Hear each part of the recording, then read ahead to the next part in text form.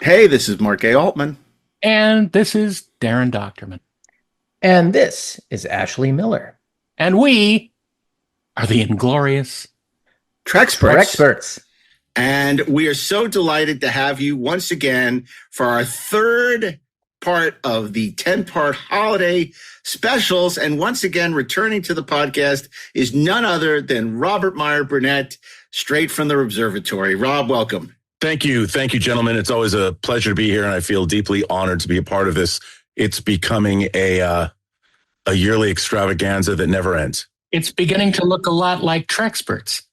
It's funny that you say that because this tradition began, I did a little research, which is, I know, not like me. That's Steve Melching's job. But I really wanted a Melching there, but there wasn't a Melching available. So, the year was 2018, and we recorded, it seems quaint now, the first of 3 parts of our top 50 Star Trek episodes of all time. That was our first holiday special back in 2018. And it was delightful, but it hadn't gotten big and bloated. That was like the equivalent of like a 90-minute movie back then. It was like, oh, wow, that was brisk. 87 minutes. Well, like you're into the theater, you're out of the theater. It's like, okay, cool. As opposed to like the Lawrence of Arabia, Spartacus-sized, Ben-Hur-sized things we do now. But in fact, inversely, I'm less bloated now. So there you go. Well, that's just gas. Well, and then today, of course, is our episode Under the Mistletrek, Top 10 Trek Romances. We'll be talking about Trek romances. But before we do that, we got a couple of other things to discuss. I want to point out that on December 7th, it's the 45th anniversary of Star Trek: The Motion Picture. And we're going to bring a very special episode both on YouTube, on video, and on our Spotify feed, as well as our regular audio podcast. It's going to be selections of Darren Doctorman reading from the Star Trek: The Motion Picture novelization. And it's something truly special. Darren, what prompted this from you? Well, we did a little bit of it before a couple of years ago, where I just thought it would be fun to read the book in sections, and we did it live on the Las Vegas Trekspert stage this past summer. It was very well received. It was very well received, except by the people recording it. It didn't get recorded. So I took it upon myself to sit down and record not the whole book, but a bunch of sections of it on camera so that you can see the magic that you would have seen had you been at the Trekspert stage. I think when we realized that Darren hadn't been canceled for reading Ilea, we said, okay, let's give it a shot again. Let's have Darren record these wonderful passages from that Gonzo book, artistic Star Trek: The Motion interpretation. Picture, written by the great Gene Roddenberry, who brought his Gene Roddenberry-ness to that book. Isn't that a crazy book, that Star Trek: The Motion Picture book, Mr. Burnett? When I first read it, what I really liked about it was all of what we would call crazy seemed to me to be the kind of extrapolations that would have been correct in the Star Trek universe. They just could never have addressed it on TV. Yeah. And I thought it was really forward thinking. I mean, when I read that book, that book came out before the movie came out, and I devoured that book. I must have read it 4 times. And I was fascinated by it. And maybe that's why I love the movie so much, to see it all visualized. But, I was disappointed that the Admiral Nagora sequence was not in the movie. But, it's okay. It was in the book. Yeah. Well, and it's in our special. It is in our special. So you want to check that out here at Inglorious Treksperts on December 7th. We'll be in Columbus, Ohio that day, but it'll be dropping on the feed and on YouTube. And we hope you'll check it out because it's a real inglorious episode. So thanks to Darren for bringing his Man of 1,000 Voices, which is 500 more than Jimmy Doohan had. Actually, it's 999 more than Jimmy Doohan. I have 1,000 voices. 56 of them sound kind of like Jimmy Doohan. Yeah. So I I got to say, since this is an episode about romances, great Trek romances, I know a lot of you are in love with this podcast. Some of you not so much. Some of you have fallen out of love with this podcast. So before we start, I want to share some of our latest missives from the mailbag. This could be social. This could be Facebook. This could be Treksperts plus Gmail. So I'll start us off with something nice. Inglorious Treksperts is not a typical fan-based forum. Rather, it's a fascinating, pun-intended examination of the famed sci-fi franchise from an insider's perspective, which includes interviews, trivia, really fun exercises, other content. In my opinion, it is a must for all fans of science fiction. Well, that's very nice, and we appreciate it. I worked really hard on writing that, so... Yeah, I bet, right? Here's another one, and this is from somebody who loves Star Trek the Motion Picture. This is what prompted me to include this on the show, since we were talking about Star Trek the Motion Picture. I love this podcast and look forward to every week. I will never get tired of anything having to do with Star Trek the Motion Picture, so please delve into it even more. See, when you're nice, you get what you ask for. And also feel free to make fun of Star Trek 3, The Search for Spock more too. That movie, it had the potential to be so much better than it was. It's not that terrible, but it does have some pretty terrible things that still bug me. But at least we got the Taco Bell glasses out of that whole debacle. Am I right? Kevin Feige. No, and that's true. And it also says, and Shatner does not deserve the vitriol he gets from people today. Thank you so much for sticking up for him. If there was any way to get George to sit down with him and heal whatever wrong he feels was done to him by doing his jobs, I think you can do it. Okay, well, look, I think solving the Israeli-Arab problem is easier than getting George and Bill together and solving that problem. So I think I'd rather be Secretary of State than Secretary of Trek. But oh my God, we'll see. But okay, just somebody else said lots of great interviews for fans who. Oh no, this is where it starts to get a little falling out of love. I'm all out of love. However that goes. This is people who've fallen out of love with the podcast. Ready? Okay. Out of touch, old farts. You're lots out of great of touch. Interviews for fans who like the deepest of dives into TOS and the movies. Their commentary on the new Star Trek is less great. It's because we don't do commentary on the new Star Trek because it is less great. Yeah, I would say that. I would say the holiday special gave Lower Decks a lot of love. It did. It did indeed. It did indeed. It's just very convenient for people to say, because I think we devoted a number of episodes to Star Trek Picard, which were some of our very well received episodes. So, I think maybe we don't like the new Star Trek you like, but that doesn't mean that we're not talking about or offering valuable insights. Okay, Treksperts are the best experts. Been listening for years. I still want more episodes on the motion picture. But what is it with the motion picture? Everybody's talking motion picture. Yeah. Okay, but now get ready. This is another winner. I now give the show 5 stars instead of 4, mostly because these guys get what makes Star Trek Star Trek. The show has consistently provided valuable behind-the-scenes insight in the production of Star Trek and has provided countless hours of entertainment. While my original review mostly holds up, they've gotten better in their discussion of Star Trek Beyond Deep Space Nine. Their holiday specials are the stuff of legend. Wow. Okay. And now the legend continues. Yeah, okay. And now, but if you think that one's going to go to our head, get ready. Uh-oh. Because here it comes now, Con. Too negative for me. I gave this show a chance, but the pervasive negativity makes it hard for me to tolerate. Others might disagree, and that's fine. Unlike the hosts who treat their own opinions as objective fact. I get that my view is subjective, but I wanted to submit this review to give fair warning to those who don't like this show's kind of snobbery. It's quite paradoxical. Many people who listen to Star Trek podcasts do so because they love the franchise, not because they want to hear idiosyncratic and ultra pedantic takes on many beloved episodes and movies week in and week out.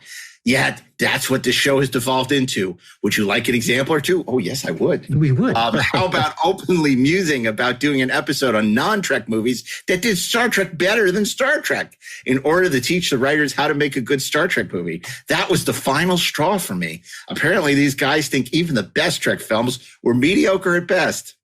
Go figure. Well, that's not true at all. No, that's not true. I don't know about that. Well, I, for one, think a lot of the movies were actually great. And I think the writers deserve some credit. And then he goes on, blah, we would blah, agree blah. with that. And he sums up by saying, half the constant criticisms are lazy and ill-formed. It doesn't make sense style claims, with the term train wreck inevitably strewn in many times. If these guys actually took time to contextualize, do indeed fit in well and make sense.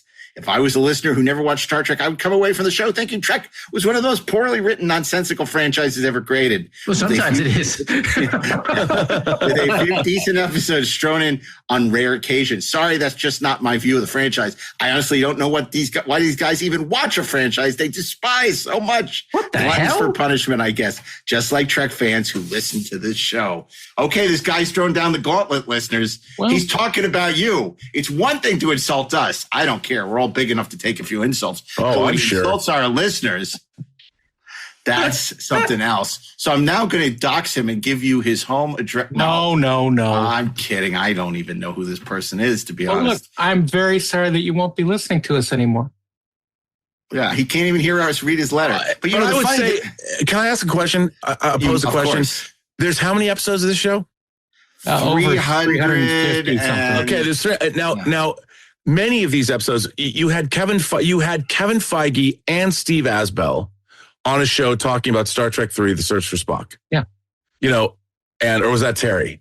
It was Steve and Kevin The and three of them. Yeah. you had the Yep. president of 20th Century Studios, the president of Marvel, and the creator of Star Trek Picard season 3, And don't forget 12 the Monkeys. inventor of the Star Trek photo novel. And the but all discussing the greatness of Star Trek 3.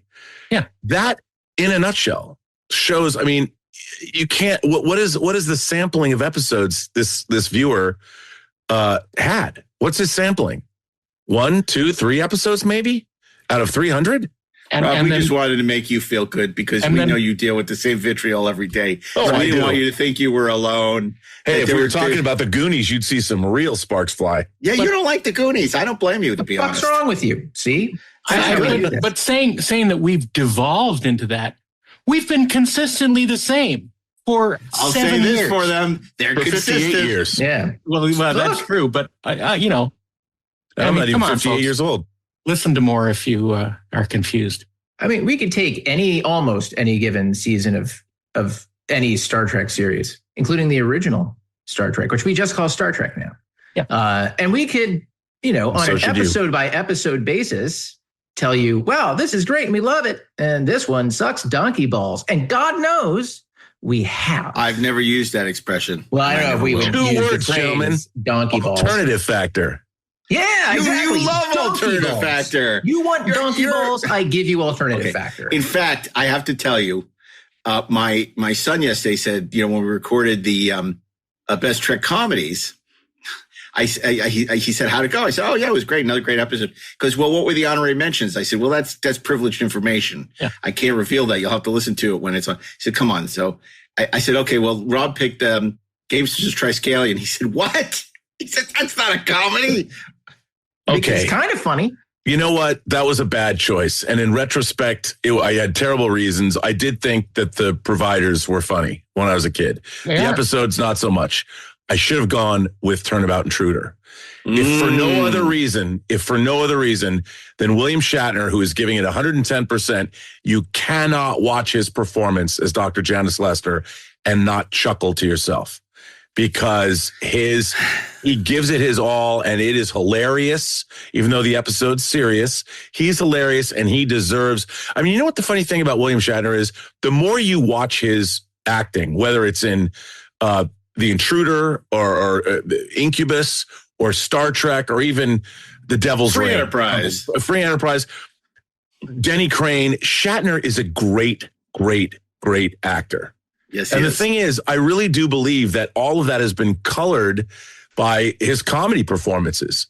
Because he gets so over the top and those kinds of things. Mm-hmm. But if you look at episodes, especially from the first season of Star Trek, come on, he was fantastic. Fantastic. Yeah, absolutely. Well, Turnabout Intruder is an interesting choice because, yes, there's some funny stuff going on in that episode, but people forget there's also some great stuff. I mean, Yeah, there is. the stuff about the mutiny, and it's like when they're discussing it, I mean, there's some serious stuff going on there. Yeah. When Sulu and Chekhov are trying to decide what to do, and it's time for the vote. Are you ready? I mean, there's like really good stuff in there. There is. In addition to all the nonsense. But Shatner doing his nails and all that. Come on. Oh, that's so funny. Oh, It's wow, the yeah. best. It's the best. Yeah. Okay. Good honorary mention retroactively. Good job, Thank you. Rob. Because Okay. I'm going to get skewered for a week, so that's fine. Well, today we're here to talk some people about pay extra for that. top. Well, we already got skewered. Top International 10 Women's Day. Well, it's funny you say that because top We 10 love international women. Trek Me too. romances. And so, of course, my question for you guys is, since this is an episode about romances, what character would you date in Star Trek? What character would you date? So I'm going to start with Rob Burnett. So this is going to be, Trek romances. I want to know, what character would you romance, want to date or have an evening with? Maybe they threw you a few curves, Rob. I don't know. What would you want to date? And There's one. they can only Above be all one. else. Mirror Marlena Universe, Moreau. Marlena Moreau. Mm. Mirror Universe, Marlena Moreau. Mm. I still have my rank, don't I? I would give her everything she wants, and when she oils her traps, God bless her. There goes half the audience. I'm sorry. Thanks, Rob. She does Well, say that. She does I've say never that. seen She does say perfection, it. but no woman could come close to it. You know, and the thing is, she's strong. She knows what she wants. She already got it. And she's absolutely lovely. And I still know her in real life. She's still lovely. How does Marlena want to fit in? Luna.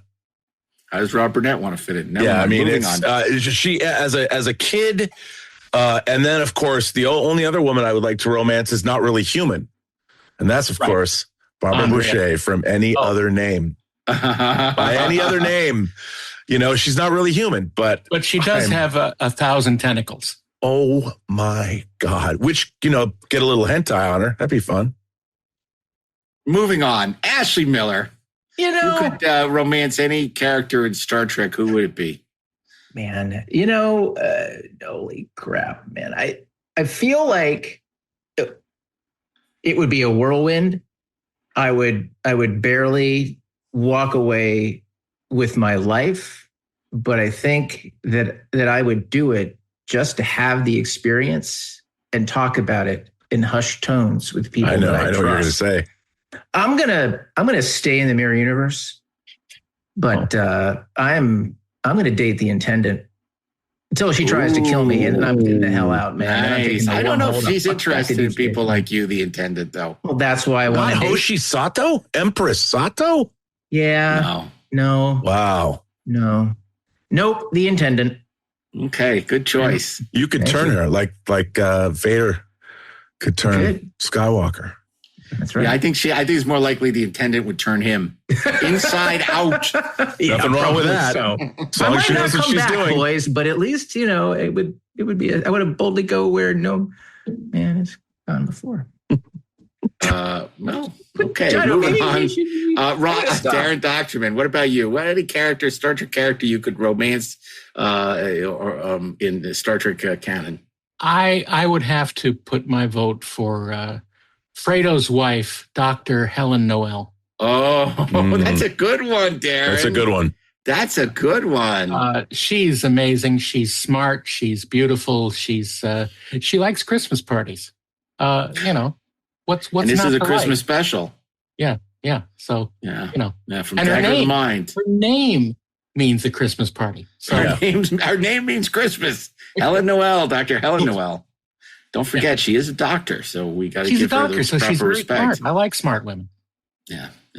She was very smart, and she put an end to the neural neutralizer. That's So right. good for her, and Fredo. We've loved her for years, Captain. Okay, fantastic. So there you go. Those are the Mark? top. Oh, okay. Oh, you want me to answer too? Yeah. Yes. This is a tough one. I love all those answers. I got to tell you, we're very, but they all lean into, well, there's 2 Star Treks, 1 Deep Space Nine. Wow. I got to tell you, maybe I hate to say it because she's an android, but Andrea from Where No Man Has, from I didn't pick her for that, I mean. from what a little girl's made of. Yeah. Yeah. And you also, find you can out- make a bunch of her if you need to. But she's an android, so I don't know if that's cool. So maybe maybe Susan Oliver, the Green Orion slave girl from. Well, she's I do have a reputation for liking green. Yeah, you marry her. You marry her. Yeah. Vina. Okay. Okay. Let me ask you. Can I ask another question? Yeah, sure, Rob. That's what we do here on the show. One night stand. Oh, that changes things. One night stand. Well, Leslie Parrish from Who Mourns for Adonias, because we play a game of solitaire and move on from there. Ashley. Wow. That's a great question. Yeoman Colt, in honor of unification. She a little young. Well, no. In fact, I think she's like 70 years old now, or 80. So No, she's dead, actually. Yeah. Oh shit, that's wrong. I won't have a one night stand with dead Yeoman Colt. We're not going to do that. But I might do some time travel to use that guy Yor or whatever and go find her. I thought Ashley was going to say to pow. That's all Vulcan in one act. And that's a perfect name. That's a perfect name to exclaim during the act too. It is. Oh my God. You know what? I'm starting to agree with these people who say this podcast. We're awful. We're the worst. I'm going to write a review on Apple Podcasts. I can no longer listen to Trekspert. It's foul. Oh my God. I wish that Mark Altman had retired when he said he was going to. Okay, Darren, go ahead. Ensign Robin Leffler. Oh, that's a great pick. That's a good pick. Her. Yeah. That is a good pick. Wow. Shit, I'd marry that girl. Wow. Rob's like Ensign Sonia Gomez from Total Recall. Oh, you know what? No, but one night stand with Sonia Gomez would not be terrible. No, not at all. My pick. Fascinating. Yeah. Lursen Betor. Oh yeah. Oh, geez. Sisters do everything together, dude. Oh my God. Okay, this is just, you know what? I can hear people at home just sighing in disapproval. So we're going to move on. Better than download numbers going way better than a one night stand with Master and Betor. Oh, boy. I have an answer. I'm not going to answer. I'm just going to move on to today's topic. But before we reveal the top 10 Trek romances, I do want to say that you want to tune in for our Star Trek The Motion Picture special episode on December 7th. Also, I was recently a guest on the Escape Hatch podcast. Had a great time talking about Star Trek The Motion Picture. Ryan Condell had said, I usually don't do other people's podcasts just because I don't have time. And he said, he asked me if I could do it as a favor, and I had a great time with them, and I had a great time talking Star Trek The Motion Picture. So that's available now, Escape Hatch, if you want to hear me talk about Star Trek The Motion Picture yet again for the 4 billionth time. And if you don't, that's fine too. I understand. And of course, you can listen to Rob on the Burnettwork. And of course, Darren's new podcast, The Weird Beardos, is back. So you want to check that out as well. New episode today. That's right. A new episode today. Well, there you go. We talked about unification. Fantastic. And everybody's talking about unification. It's the hot topic, not to be confused with the store. Right. Or the fifth season Spencer Gifts. Right. Spencer Gifts was like hot topic, wasn't it? Not quite. It was a little more naughty in certain areas. Less apparel and more gadgets, right? Yeah. Okay. More odd candles. Yeah. What do you miss from those old malls? Like Sbarro's or you remember the Sam Goody? Sbarro's? Sbarro's. You mean Sparrows? Whatever. I miss Walden Books. I miss the Walden Books. I miss Walden Books. I miss Dalton. What do I miss? I miss a good food court. Yeah, good food court. Bagel Nosh. How about the girls behind the counter at the cosmetics counters in Nordstrom? Always somebody to go hit on. Rob has the one-track mind. We just got him on this something track. In Fast Times at Ridgemont High. Ashley, anything about the old malls you miss? No kidding. Stick. Yeah, you know what I miss? A lot. Bookstores. Yeah. And I could just go and sit in a bookstore and just flip through books and read and all that kind of stuff. for hours. And they would let me, because I would always walk out with a stack, because if there was one thing I was always given money to buy, with no questions, it was books. My mom would be like, all right, here, go get what you want. So yeah, I loved going to the bookstore in malls. Yeah, me too. Yeah. Okay, well, look, we're going to be back with our top 10 I've got a lot of grandbabies, like a lot. And when it comes to finding a gift for each of them, it could add up. But this year, while I was making my way through Walmart, I realized I don't have to spend a lot to get the gifts they'll love. An OPI mini mani set. I'm gonna do so much nail art. Oh, yeah! A Lego set. My own Awala water bottle. Ooh, and that's just half of them. Shop great gifts they're sure to love for $25 and under at Walmart. This episode is brought to you by Allstate. Some people just know they could save hundreds on car insurance by checking Allstate first. Like to check the date of the big game first before you accidentally buy tickets on your 20th wedding anniversary and have to spend the next 20 years of your marriage making up for it. Yeah, checking first is smart. So check Allstate first for a quote that could save you hundreds. You're in good hands with Allstate. Savings vary. Terms apply. Allstate Fire and Casualty Insurance Company and Affiliates. Northbrook, Illinois. The number one selling product of its kind with over 20 years of research and innovation. Botox Cosmetic, onabotulinum toxin A, is a prescription medicine used to temporarily make moderate to severe frown lines, crow's feet, and forehead lines look better in adults. Effects of Botox Cosmetic may spread hours to weeks after injection, causing serious symptoms. Alert your doctor right away as difficulty swallowing, speaking, breathing, eye problems, or muscle weakness may be a sign of a life-threatening condition. Patients with these conditions before injection are at highest risk. Don't receive Botox Cosmetic if you have a skin infection. Side effects may include allergic reactions, injection site pain, headache, eyebrow and eyelid drooping, and eyelid swelling. Allergic reactions can include rash, welts, asthma symptoms, and dizziness. Tell your doctor about medical history, muscle or nerve conditions including ALS or Lou Gehrig's disease, myasthenia gravis, or Lambert-Eaton syndrome and medications, including botulinum toxins, as these may increase the risk of serious side effects. For full safety information, visit BotoxCosmetic.com or call 877-351-0300. See for yourself at BotoxCosmetic.com. romances under the mistletrek after these brief commercial messages, so stay tuned. And we're back. We're back for the top 10 romances. And I know you're jotting your picks down. You're figuring how does your list compare with ours? And you're we're about missing to find out. Suncoast Video. I can promise you, Space Nazis will not be found on this list. So we're still recovering from that last year. Okay. So as we do, we work together on selecting 10 titles for our list of top 10 list for the holiday specials. And of course, before we reveal our number one pick, we'll also share our honorary mentions. And as always, we'll start with number 10 and Robert Meyer Burnett. This episode of Star Trek The Next Generation from the 5th season of the show, it was March 1992. And it was written by Jerry Taylor, who would later go on to co-create Voyager. I think this episode of Star Trek, when I saw it, it really affected me. And I thought it was an audacious episode of Star Trek. I thought it was an audacious episode for any television show at the time. It's called The Outcast. A critical rescue mission. We've lost an engine. Teams Riker with a mysterious outcast. I find you attractive. And leads to a forbidden affair. Where is Soren?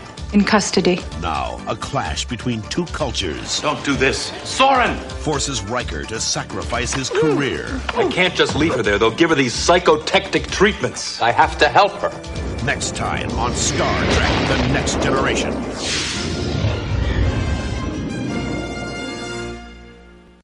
And in it, there is a race of very intelligent, very technologically advanced members of the Federation, I believe, the Janai.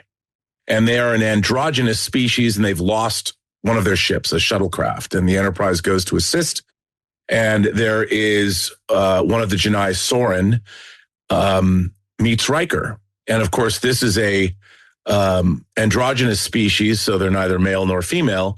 However, there are people in the species that sometimes feel that they are the binary, one sex or another. And Soren is one of those people. And she confides to Riker that she is, and that they develop feelings, and Riker falls in love with her, I guess you could say. So this is early on. Remember, 1992, we're talking 32 years ago. And they carry on this romance against both, obviously, the Captain Picard and the Federation probably doesn't, this isn't so kosher with them. And of course, certainly not kosher with the Jedi. And it is, it's two people who fall in love for the right reasons, and they carry on a relationship. And of course, Soren is found out, and the episode ends horrifyingly with her basically sent to a conversion camp. Yeah. And she, it's not praying anything away, let me tell you. And it ends with her being made correct, I guess. And it is a really terrifying ending, horrifying ending, and it's a deeply sad ending. And I think it was way ahead of its time. And nowadays, people criticize the episode that if it was really audacious, they would have had a male actor play Soren. And I'm like, okay, like everybody else, you want change to happen immediately. But I think that only at the time could Star Trek The Next Generation have gotten away with something like this. And in the best tradition of great televised science fiction, all the way back to when Rod Serling was dealing with social issues and the original Star Trek was dealing with social issues you couldn't necessarily get away with in any other normal show. And the depths of space or in the Twilight Zone, you could. And I think in the best traditions of Star Trek storytelling, they tackled a really interesting subject in a very interesting way. And I think it's a terrific episode of Trek. And it resonates even more strongly now than I think it did when it came out in March of 1992. Go ahead, Ash. I was just gonna say, I think it's a truly terrific episode. And like usually these guest star romances, whether they go well or they don't go well, especially on, I think, The Next Generation, they almost never work. But I think this one works because of the inherent vulnerability of this situation, right? That it's baked into the cake. She's not, an emissary of some other world and they're negotiating a fucking peace treaty. You know what I'm saying? It's like, that's not like what the issue is. It's not the jeopardy and the stakes come from the relationship itself, and all of the plot crap is irrelevant. And it's so incredibly well performed.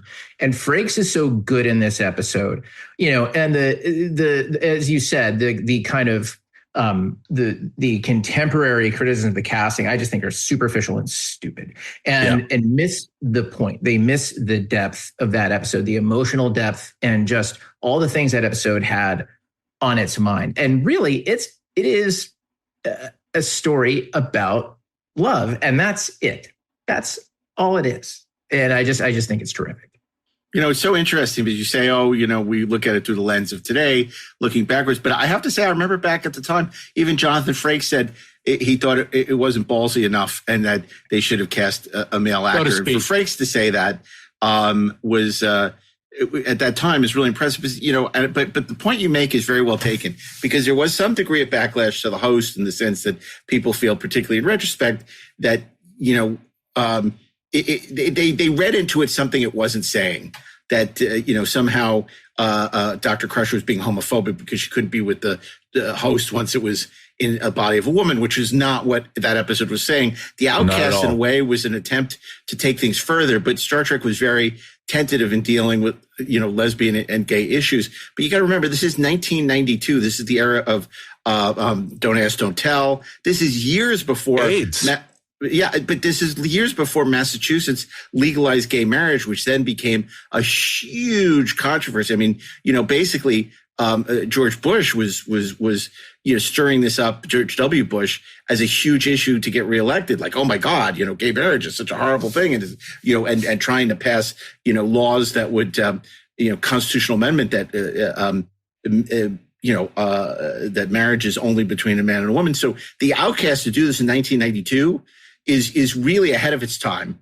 And but more importantly than that, look, it's like they say you want to send a message, use Western Union, right? But Star Trek makes a very interesting episode, despite the fact that it's also telling a potent allegory. The Outcast is a good episode. It's a good episode. It's a good love story. Riker falls in love with this character played by Melinda Kulia, I believe. it's interesting. And of course, then, you know, it didn't realize how ahead of its time it was, because it's basically saying, this culture is saying conversion therapy is a good thing. You know, it's like, oh my God, she's abnormal for being interested in Riker and this, you know, this human male. And it's really, I think it's really ballsy. And Jerry Taylor did a beautiful job. And I think if you look for sensitivity and episodes that were maybe a little ahead of their time in that era of TNG, often you will see it written by Jerry Taylor, who was also the only woman on staff at the time. Other than Renee Echevarria, who isn't really a woman, but he's very sensitive. Well, I was going to, you know, it's funny you say that. I wasn't going to make that stupid joke, but I was going to say that Renee. Stupider. But I was going to say Renee was the other writer who was very sensitive on staff and who could thread that needle, who told some very moving, both in the episodes he's credited for and episodes that he did uncredited rewrites on. But you're absolutely right that if you look at the shows that had real, you know, and it happens with Deep Space Nine, The Quickening, and a lot of these other episodes that are very sensitively written and that really explore these characters, it often was Renee Echevarria. You know, it's funny because each of these writers had their own identity. You know, like Brannon was the guy who, if you knew if it was sort of a messed up time travel kind of weird sci-fi with borderline horror, it was Brannon. You know, if it was like this wackadoodle crazy out there thing, it was Joe Menosky. You know, if it was like sort of the troubled captain wrestling with the moral dilemma, maybe it was Michael Piller, you know, and then if it was Klingons or a war, you know, war story or something, it was Ron. You know, it's like, it's amazing the way these guys had authored in a time where network TV, and this wasn't network TV, but television didn't really have an auteur, didn't have ethereal voice, because everything was sort of put through the mixer. Star Trek really did have an ethereal voice to these writers, even the young writers. And it's so interesting when you look back at that. But I think The Outcast is a really interesting story. And I think, Rob, you're absolutely right when we say people now to look back and say, oh, it did go far enough in dealing with gay and lesbians issue. It's very easy to look back now and say, oh, it was too tentative. Well, I would leave you with this. This is Soren saying this to I believe her people. She says, now imagine someone of today, pick who you want to say this, but Soren says, I'm female. I was born that way. I've had those feelings, those longings all of my life. It is not unnatural. I am not sick because I feel this way. I do not need to be helped. I do not need to be cured. What I need, and what all of those who are like me need, is your understanding and your compassion. Yeah, it's a beautiful sentiment. And you could say that this, in a way, also applies to the trans debate today. That's what I was saying. Yeah, absolutely. Which is, you know, a ridiculous issue where trans have been demonized by the right. And you know, right now we're dealing with this whole idea. Can this trans congressperson use the bathroom? Who the freaking cares? I mean, I don't care who's in the bathroom, right? You know where we have a lot of gender-free bathrooms? In our house. Yeah. So it's this ridiculous non-issue, and it's amazing. Again, Star Trek just way out there ahead of the curve, you know, dealing with this, and the way that these culture issues have been, you know, permeate and become these things that become people war and debate over. Where it's like, you know, we have a lot of trans listeners, as we know, and it's absurd that they should in any way be looked at as anything different. It's who they are, and good, you know, God bless them. It doesn't affect me one way or the other. So, I mean, I wish them, you know, the best, and would never. That's why it's so hard to even fathom the fact that people would look down on them or you know, try and restrict them in any way. The Outcast is, this is what Star Trek does so well, and the Outcast does it really well. And I'm glad you brought that up, Rob. Yeah. So, okay. So that brings us to number 9, and right. Ashley Edward Miller. Tell us what number 9 is, Ash.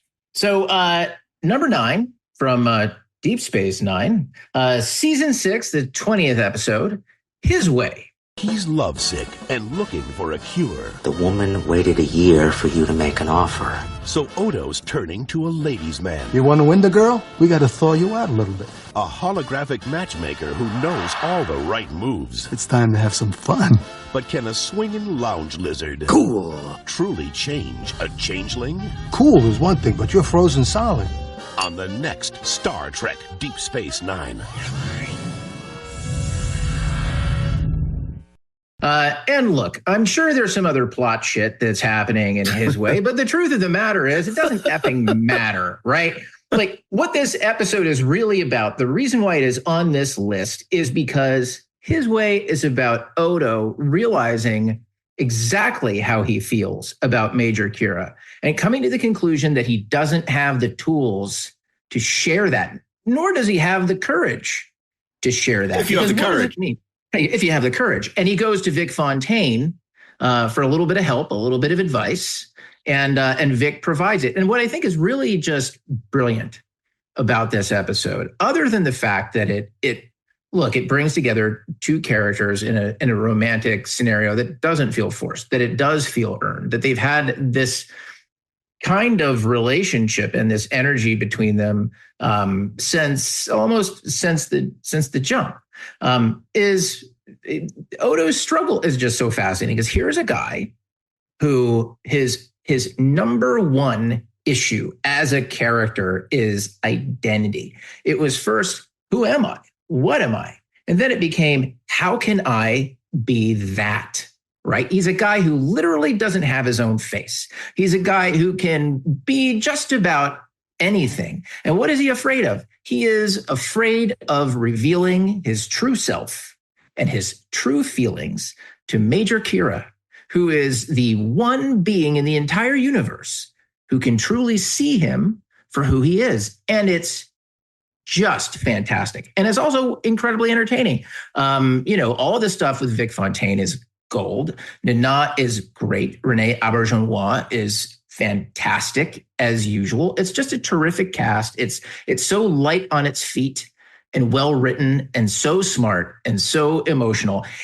And on paper, it's one of those things where you look at the trailer and you're like, oh, Jesus Christ, is this happening next week? And yet it delivers. Because he did it his way. He did it his way. No, it's a great, and again, I think it was audacious to have Odo develop feelings for Kira and to have those feelings reciprocated. Yep. I thought that was and that was earned, man. There's an interspecies relationship they never shied away from.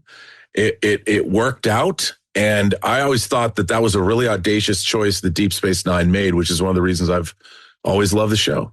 And it's so funny, the actors didn't like the choice at all, and they were wrong. Yeah, totally. Yeah. Usually. Could you say that Odo was on Kira's bucket list?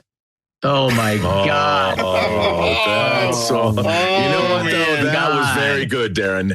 That was very good. I think we're done the here. Sniper. I think we're done. Good night, everyone. That was great.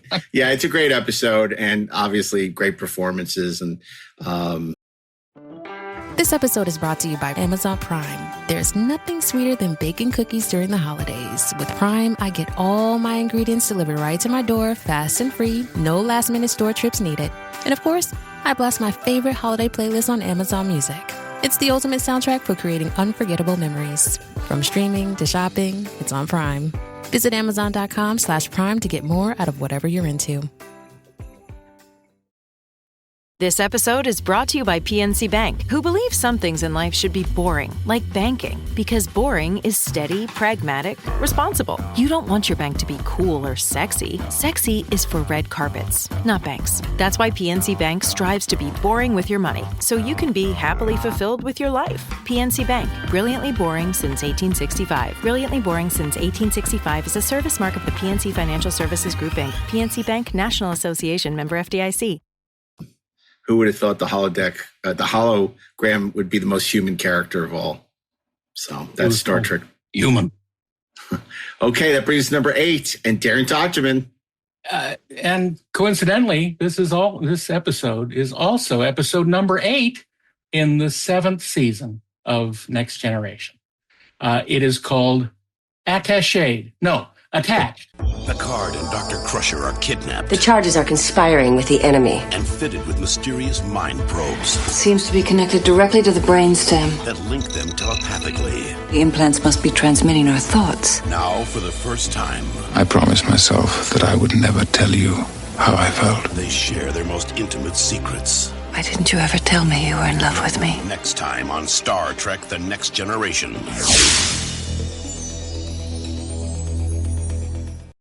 And it is basically a kind of clunky story around a sweet premise.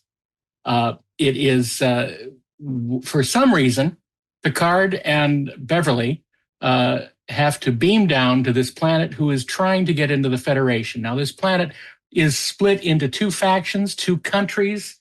We don't hear about any other people on it. We just hear, I forget the names. They're science fiction names. Nobody cares what the names are. No one cares. We have the guys we're talking to and the guys we're not talking to. And through a series of misdirection, the guys we're not talking to deflect their transporter beam into a cell, and they are taken prisoner and given these implants in the back of their neck that the bad guys hope to get information from their brains. And it turns out that there is a spy involved in the bad guys that gives them instructions to escape. And they escape, and they find that these transmitters that have been implanted are transmitting their thoughts to one another. And we gradually learn this as they make their escape. And it becomes very poignant that they learn secrets from each other that have remained hidden for at least 7 years. And it's basically the sci-fi version of Defiant Ones, isn't it, Darren? Totally. That's even though clever. Defiant is not in this episode. But it's not. But it's pretty good. I mean, Gates and Sir Patrick do a good job of maintaining the friend zone throughout the whole thing, and it's kind of frustrating in this way, as most of Next Generation sort of is desexualized, except when you're an android. It's this great opportunity. The episode was written by Nick Sagan, who we know, and the son of Carl Sagan. The son of Carl Sagan. The son of Sagan. Son of Carl. We sort of miss a great opportunity here to actually spark a real relationship between these two. And it just sort of peters out at the end, and it's kind of disappointing. But during the episode, they get closer and closer, and they physically have to stay closer or else they will become sick, which is another little bonus to the situation. But the machinations on the ship situation. Yeah, the machinations on the ship between Riker and the representatives from the planet are more or less just a red herring, and we get our hostages back, and everything's fine. They get the implants taken out, and they're back to normal. But they still have breakfast together, which is nice for them. But it's like a lot of Next Generation. It has a great premise, and it just sort of, Well, it's so interesting because from the very beginning, fans wanted to see more of this relationship between Crusher and Picard, just like they want to see more of Riker and Troy. Right. And they were so resistant to embrace this. They felt it was too obvious, and they didn't want to go there, and they didn't want to deal with it. And it's so interesting. It took till the end of the 7th season to finally explore this, because they were pretty much out ideas. Well, I guess we should probably deal with this. Yeah, basically 18 more episodes. And it's interesting because, of course, the way that ultimately pays off in All Good Things and later in Star Trek Picard season 3. But I think this is the episode people wanted to see, way back, much earlier. Yeah, and to have explored that, because it would have been really interesting to see, and there are other episodes that dealt with it, but how would the ship function when the chief medical officer and the captain, are dating or involved, or, have this love affair? Much the way it worked with Kirk and McCoy.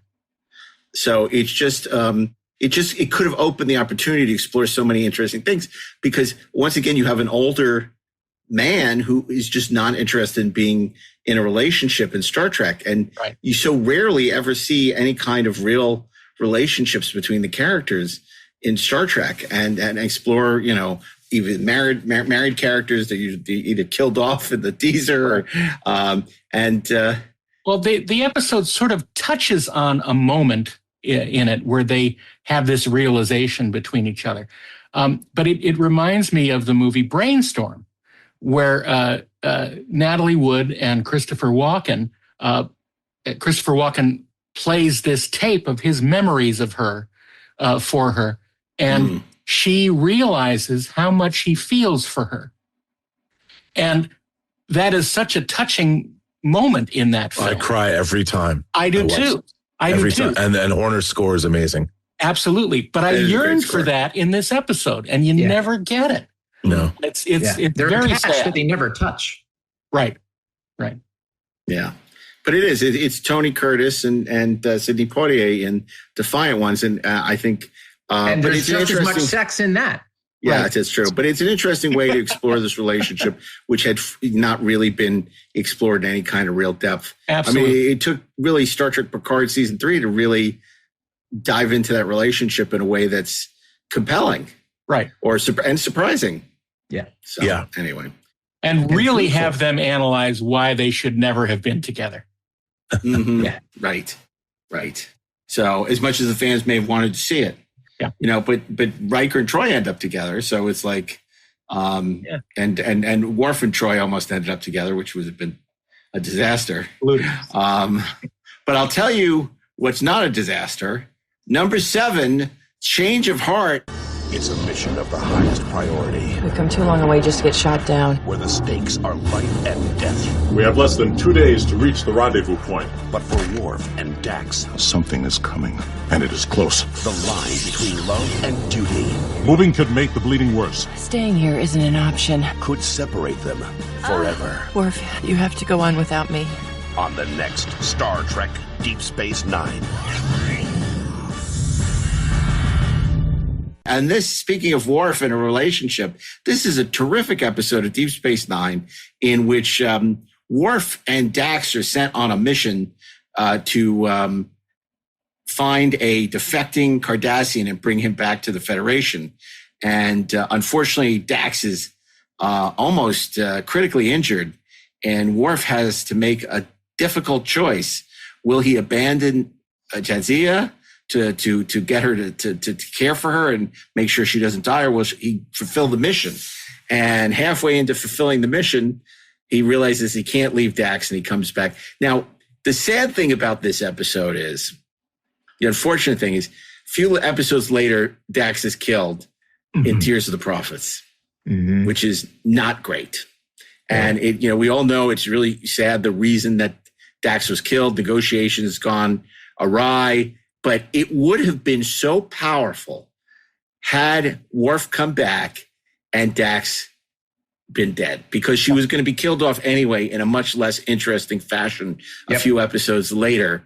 And it would have been a lot more surprising, because I think a lot of us didn't know that she wasn't coming back at this point. So it would have been a total shock. I mean, and it the would have baggage landed for Worf would have been incredible. Right.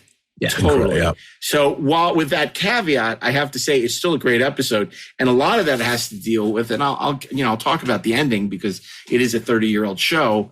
Is the dressing down that he gets from Sisko for Worf failing on his mission, that he's unlikely to ever get a captaincy because he proved he didn't have what it takes.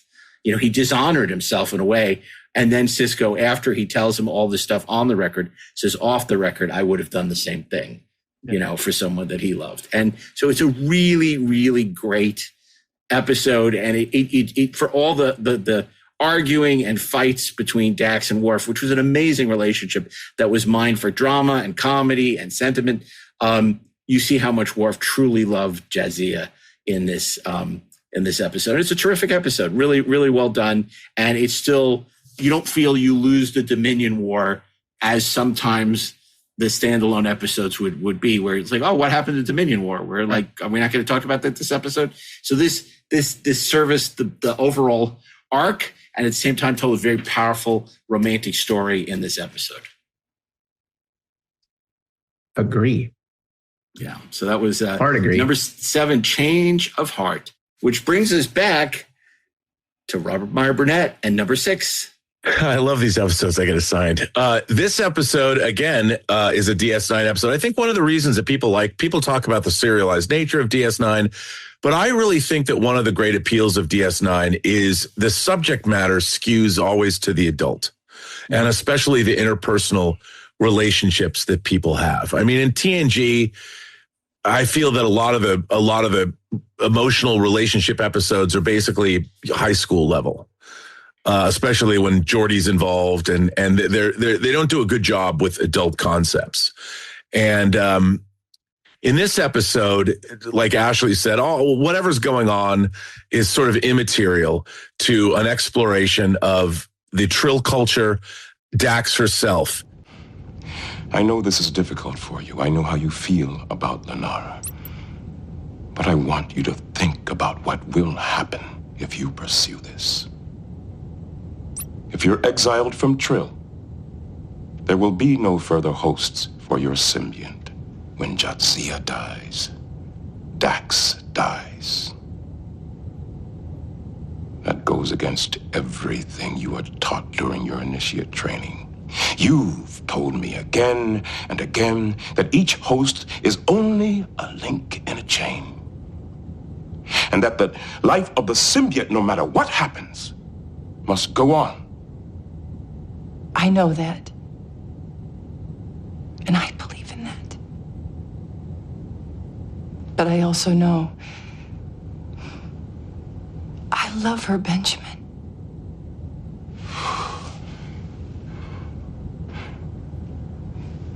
I know you do. If I were in your position, I'd probably be just as ready to throw away everything for the person I love. But I would also want to be sure that I was ready to pay the price. You're right. I need to be sure. I thought I'd gotten over you.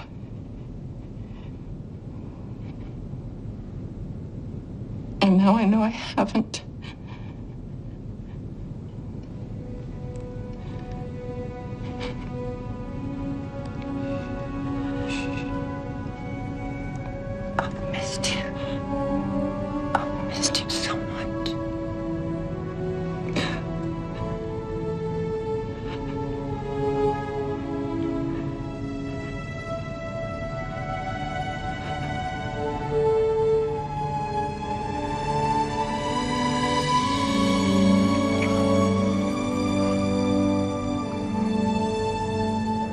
And the scientists arrive on board Deep Space Nine to conduct this experiment.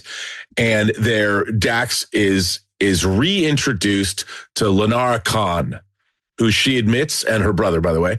And she tells everybody that Lenara Khan used to be her wife when she was a him.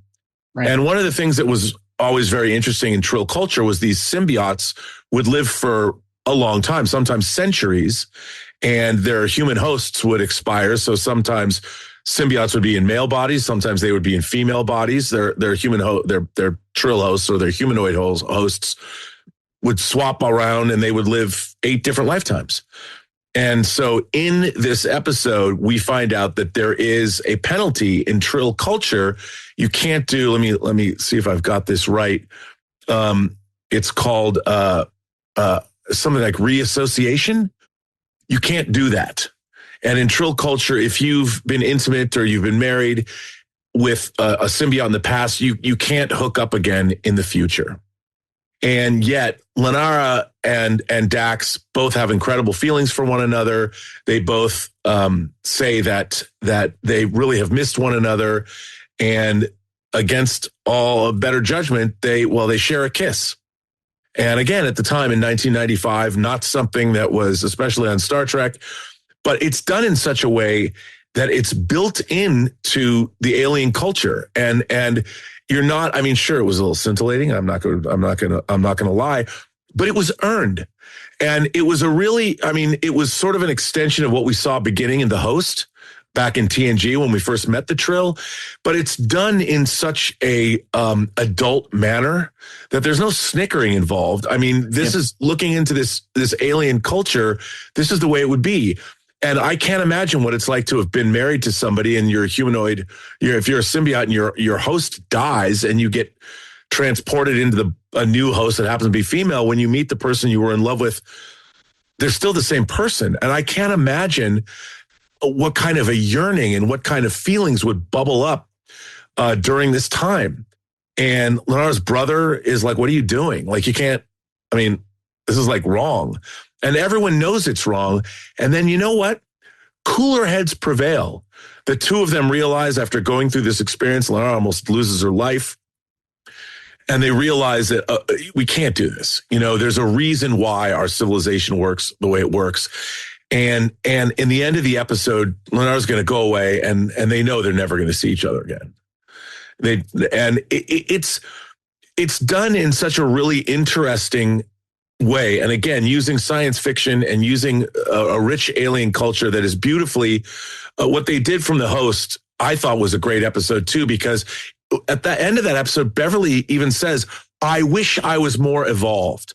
Like, I wish I was able to do what you want me to do, but I'm not. And she's almost having to apologize for her own preferences, but that's just the way she is. There's nothing wrong with it. And she admits it, and she says, I can't do this. And I think that's something that conversation is something we don't have very much today. We just have to, we all expect these things, but people are all made differently. And to expect everybody to suddenly be, I'm as progressive, everybody's different. Right. And I think that this episode does a really interesting, very respectful, very thought-provoking way of dealing with this issue. And it also gives us a glimpse inside of Trill culture that we hadn't had yet. Right. And it's really a well-done episode. And I have to say, Terry Farrell gives a terrific performance in this episode. And it shows when she's given material to really play, she was definitely an MVP. Yeah. And it also brings up some interesting questions about the nature of love itself. Yes. Now, do you fall in love with the body? Or do you fall in love with the soul, with the snail that's inside? You know, how much time do you have? That's the question. Exactly. So it really brings up a lot of questions that we think about ourselves as to how we deal with our own relationships and what exactly we experience in those. Yeah, it really is the son of the host, so to speak. And you're right. I mean, I think it's people have put, have disrespected the host in ways that's not warranted, because, it's Crusher's decision that, she can't, for whatever decision that, the people expecting her to just fall in love with, she can't accept the fact that this snail is now inside a different body. In this case, Nicole Ballavicini or whatever, or Van Ballant or whatever her name was. But the rejoin goes a lot further. And the performances by the two actresses are just superb, particularly, Terry Farrell, who's just sensational and really gutsy in the performance. And it has really, it's much more, evolved episode. And I think it really stands the test of time. And it's a great episode of Deep Space Nine, and obviously a very romantic one, because Dax is very much in love with this woman and wants to, be with her. And it's just not going to happen because society, in this case, Trill society, frowns on it. And the thing with Dax is she was the one that was killed, in her previous iteration. So she never got closure. Yeah. So it's a very interesting, again, Deep Space Nine, just taking something that Next Gen did and going deeper with, Deep Space Nine often did to its credit. So that was great. Another great episode of Deep Space Nine. But for number 5, we're going to go on the way back machine. Darren, tell us where we land. Number 5 is alive, or is it? We get to meet an eternal, basically, a person who has lived for thousands of years. I think it's something like 5,000 years. We get to meet Flint. This is Requiem for Methuselah.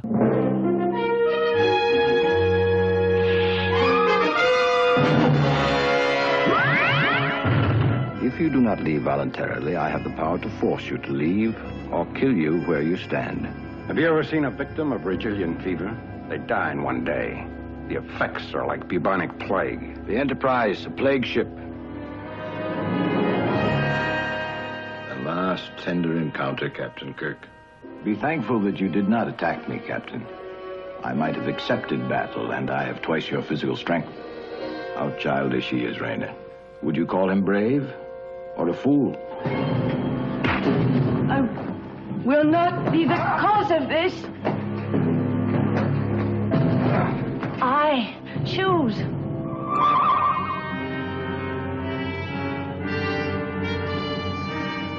My crew.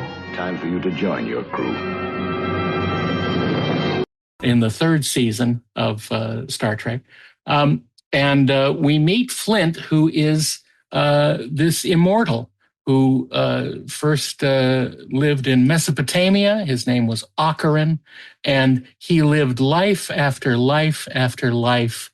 And basically, we learned that he was Leonardo da Vinci, he was Johannes Brahms, he was all these famous and non-famous people, and lived life after life, experiencing love, triumph, failure. And he, after his millennia of wisdom, he has endeavored to create the perfect mate for himself. And we learn that his ward, Raina, is basically the perfect woman. She's smart, she's witty, she's beautiful, she's everything that our fair captain would ever want in a woman. And they fall in love. I mean, granted, it's quick, but, you know, Captain Kirk is a lonely guy. And he has an opportunity, and he takes it. And we learn, of course, that Raina is more than meets the eye. She is an android, and she is not real. But Flint has wanted them to establish a relationship to see if Raina could learn to love. And unfortunately, she does, and she learns the heartbreak of love more than anything. And she can't go on after trying to choose between these two men. And I think it's a very powerful episode. Some people think it happens too quick, it's too easy, it's too pat. But I think, Mark doesn't like it, but that's fine. I think it's a shorthand version of telling an important story, and I like it. Yeah, I'm with you, man. I really like this episode. And look, I get the criticism that the romance proceeds with perhaps too much alacrity. Yeah. But on the other hand, I kind of don't give a shit because I think Shatner is great in it. And there is just something about her. And I think there's something to the idea that sometimes, look, man, it's like, it's not love, but it's the idea of being in love, to kind of, paraphrase Pink Floyd. And what I like best about the episode, it's with the caveat about things being earned, is I like how the episode ends, right? It's like, I like that we see that, and this kind of, by the way, flies in the face of all the bullshit that idiots say about Captain Kirk, right? That it's like he's got a phaser in one hand and a babe on the other, and he just doesn't give a shit. He feels things very deeply, and what happens with her has an impact on him in the same way that what happened with Edith Keeler has an impact on him. That's what they're dramatizing. And I love the moment when Spock sees that and does him the kindness, of making that pain go away. Exactly. Forget. And it's kind of a beautiful moment between them. And I love the whole idea of Flint, but I mean, in terms of the love story, But to be fair, Spock has done this maybe dozens of times. Totally. Like that episodes. time that, seen it. Spock fucks something up on the bridge, and he's like, forget. Your chicken sandwich and coffee was terrible. Forget. There's a reading of this episode that I've always thought it was a little strange, but there's something to it. Raina is very young. She's basically like a newborn, and she's like a precocious college freshman. She's adorable, you know, and Kirk is essentially much older than she is, but he falls in love with her because of her mind and because of how accomplished she is and because of how she sees the world. And, you know, even though she's young, it shows that formidable. And the thing about Kirk, when people have always said that Kirk is, you know, it's the pop culture sense memory of Star Trek that so much of, especially the original series, has that isn't necessarily true. Right. Yep. The women that Kirk has fallen for are always formidable women. Yep. He's attracted to and Raina is somebody we haven't. You know, it's not like I'm not saying he likes young girls necessarily. I mean, in Miri, he certainly is a young girl falls in love with him, and he's like, but again, she's 300 years old. Well, she is 300 years, but he's also trying to figure out to solve a problem. He isn't coming on to Miri. He's trying to use her. Right, well, of course, but that's the thing. I mean, and I think that the character of Kirk has always it drives me crazy when it's so reductive, the pop culture sense memory of how Kirk really is. Yeah. But there's something else in this episode that has nothing to do with romance that I also want to point out that I've always loved. Spock sits down at a harpsichord and he sight reads music. Yeah. And it establishes something about his character that I wish others might remember. Yeah. Spock has been studying language. I mean, he's been studying music for a very long time. Yep. No one else, just say a human being, did not stick a Vulcan lute in his hand and say, you know, I know you're feeling anxiety. Why don't you learn to play this? Yeah, Spock has studied music probably as an art form because the Vulcan language is partially musical. Yep. That from the very beginning. And as a kid, I remember watching Spock just sit down and sight read, and he knew that this was a waltz by Brahms that no one ever knew anything about, which means he knows a hell of a lot about Earth classical music and probably lots of other music, and just bangs it out. And he knows Brahms' handwriting. And he knows, and I thought that was the cool. Even as a kid, I'm like, wow, that's really cool.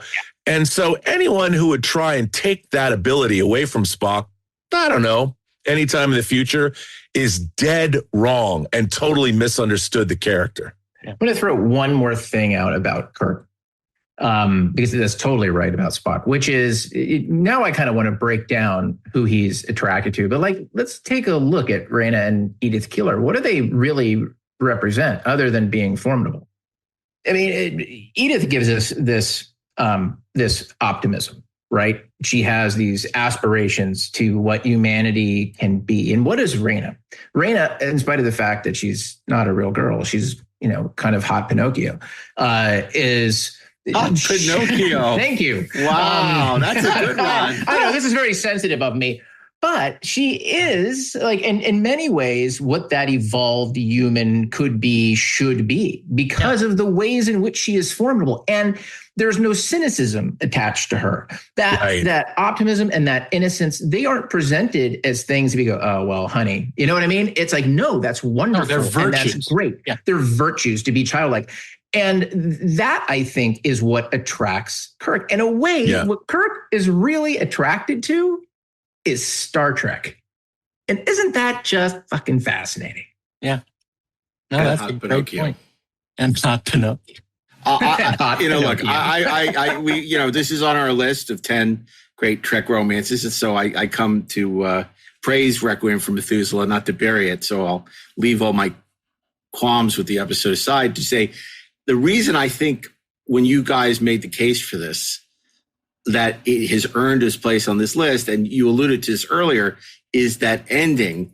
And even if I don't believe that ending is earned in this episode, the fact that someone, it's Eternal Sunshine for the Spotless Mind, has gone through such a horrible love affair, something so that just stirs them to their very soul, that they are so distraught over this romance gone badly. In particular, the person they were in love with dies, you know, for all intents and purposes, that Spock would have the compassion and the wherewithal to erase their memory of it. It's to bring them some degree of peace, relief, and relief is such a beautiful sentiment. Yeah, even if it's not earned by this episode, it's such a beautiful scene. It shows how uniquely human Star Trek, empathetic Spock. Yes, and it does what Star Trek does at its best. It illuminates our characters, and this says something about Spock's compassion. For a guy who supposedly has no emotions, how compassionate, how understanding he is of what Kirk is going through. So in that sense, it very much belongs on this top 10 Trek romance. In a way, you could argue this is not between Kirk and Reyna, but it's a romance between Kirk and Spock, and not in a KS way. Enough with that nonsense. It's a brotherhood. It's a deep, only the deepest friendships that become family. And this is a case of what happened between Kirk and Spock. Can I also throw out that I love Flint? Yeah, I love the actor. I love everything about the character. James Daly is so good as Flint in this episode. Father of Time Daly. I didn't know that. Yeah.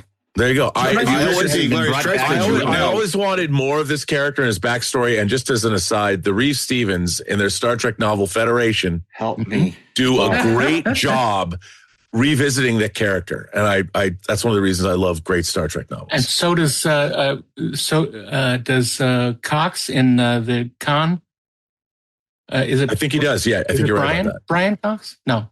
Greg Cox. Greg Cox. Sorry. Yes, Greg Cox. In the Khan novel. If this was a list of top 10 Trek romances, I would agree with you. I actually think that's one of the things I do love about the episode. The character of Flint is such an interesting conceit. But this is not an appreciation of Requiem for Methuselah. I know. It's an assessment of its value as one of the top 10 Trek romances. I'd throw it out there. Thanks, Rob. Second. No, it's a great Cagney and Lacey episodes. Okay. That's right. And now that brings us to number 4 and Ashley Edward Miller as we leave the original Star Trek and head to deep space. Somewhere else.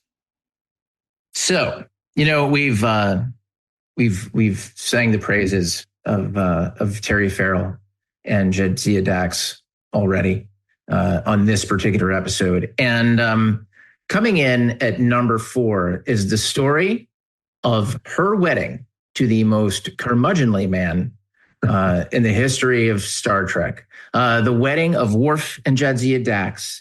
In the season 6 episode, you were cordially invited. I don't want the rest of us to know what kind of debauchery they're up to. Like what? It's a Klingon bachelor party. Use your imagination. Who will be first?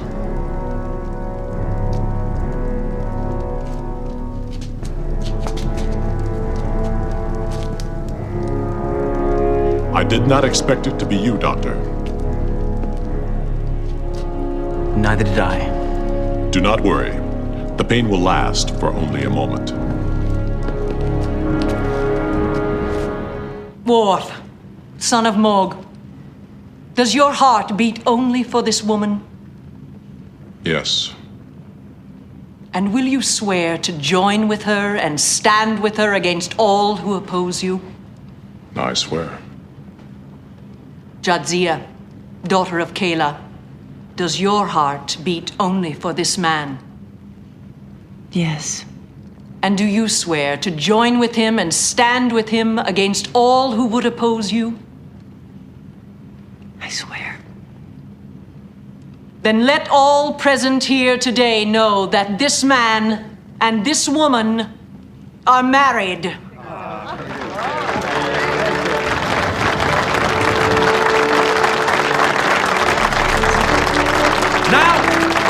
Not yet.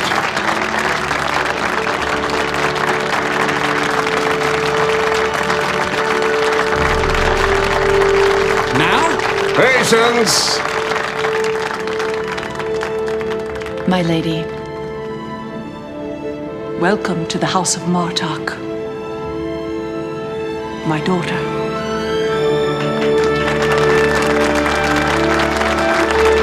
Now, Doctor! Now, look, the context that you need to bring to this episode, even before we get to what the episode is really about. It's the top of season 6. The first 6 episodes have been nothing but war, man. It was the big war arc. We just came off of Favor the Bold and Sacrifice of Angels, which in some countries I think is just referred to as kicking your ass and then kicking it some more. And we've retaken this station and things are looking pretty good for us, though we haven't won the war, right? It's like we won an important victory. And we are, as an audience, I think, even for the writers and everyone involved, this episode is our time to celebrate, to enjoy the victory. And that's why it is so incredibly well placed in the kind of the arc of the season and in the series. Because now that we've had all the blowing shit up, now we can have love.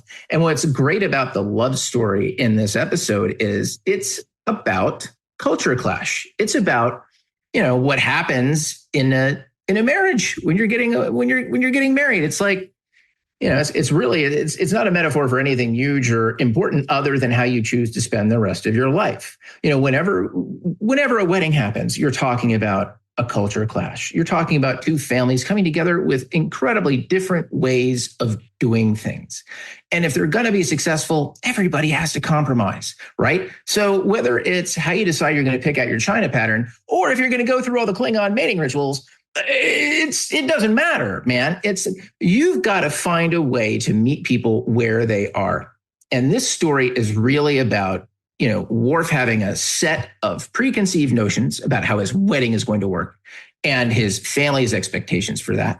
And Jadzia's point of view on the whole thing. And look, she's been around the block. This is not her first rodeo. It's like, and I think that she's just a little cooler about the whole thing. And there's stuff that she doesn't necessarily think is great. But by the end, what they see in each other is, oh, that's right. This moment isn't about me. This moment is about you. And what makes the moment work is that they both see it and they make the moment for each other. This could have been cloying, hey, we're getting married crap. Instead, it's about a couple in conflict that uses science fiction in a great way to tell an incredible human story that I think we can all relate to. And I love it. Yeah. You know what's cool too about this? I mean, a lot of people would say that this was like a stunt, like putting Jadzia with Worf somehow was, but it's the groundwork for this is laid in season 2 of Deep Space Nine and Blood Oath. Yes, it is. And the fact that Jadzia's love of Klingon culture and respect for the Klingons goes back multi-generations with her. And it makes so much sense. I thought it was such a wonderful conceit that the writers allowed this relationship to develop. And while, albeit it again, Worf, it's the second time he loses a love in the course of Star Trek since we've known him. It's just done in such a wonderful way. And the two of them work so well together as actors.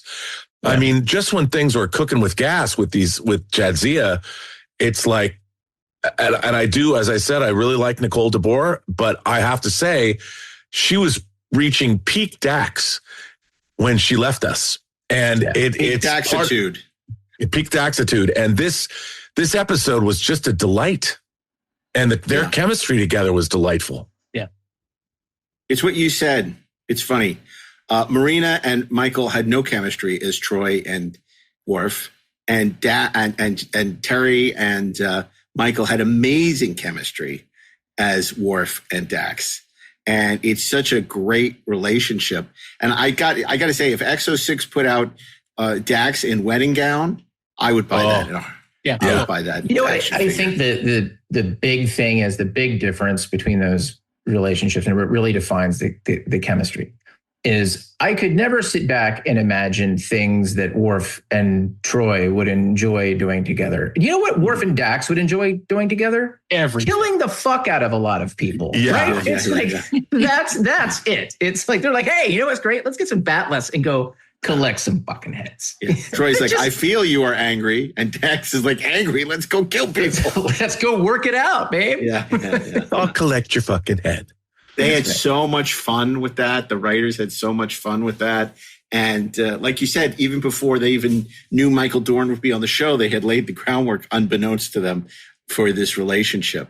And it just bears such dividends. We already talked about Change of Heart being a wonderful episode with the two of them. There are a bunch of other episodes. And even once Jesse is gone and it's Ezri, they're still mining this relationship for incredible drama and heart and pathos. It's really, really impressive. And it's why the addition of Michael Dorn as Worf, which could have been a disaster for the show, turned out to enrich it even more. Yeah, and it also enriched the character of Worf way beyond TNG. He was so much better on this show than TNG. Yeah, absolutely. Okay, well, unfortunately, I tried to get a special guest on the phone for this next episode, but he hasn't responded. So I guess we'll leave it to you, Robert Meyer Burnett, to tell us what our number 3 pick for the top 10 Trek romances of all time is. I thought that was you. God, no. Yeah, it's you, man.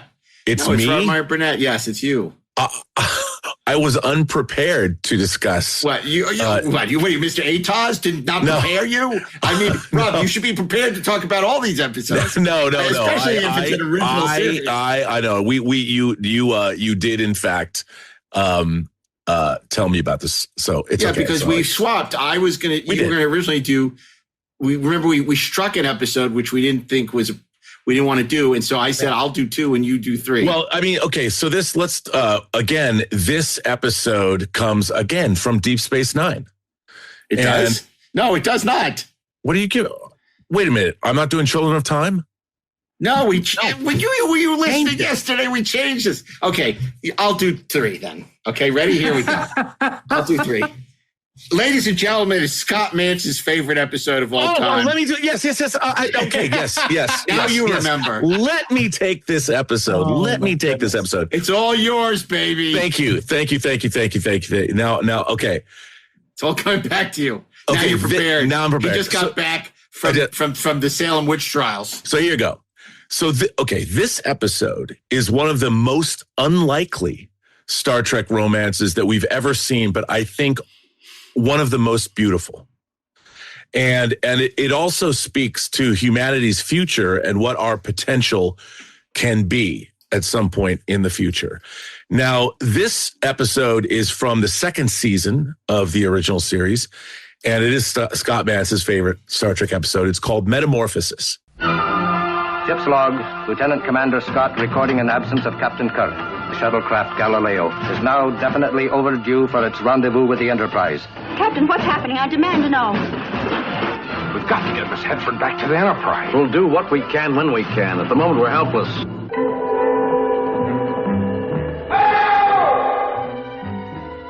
Phone it. Get a physiological reading on that, whatever it is. Would you please explain exactly what this companion of yours is? I told you, I don't know what it is. You'll find I have a very low tolerance level where the safety of my people are concerned. We find you out here where no human has any business being.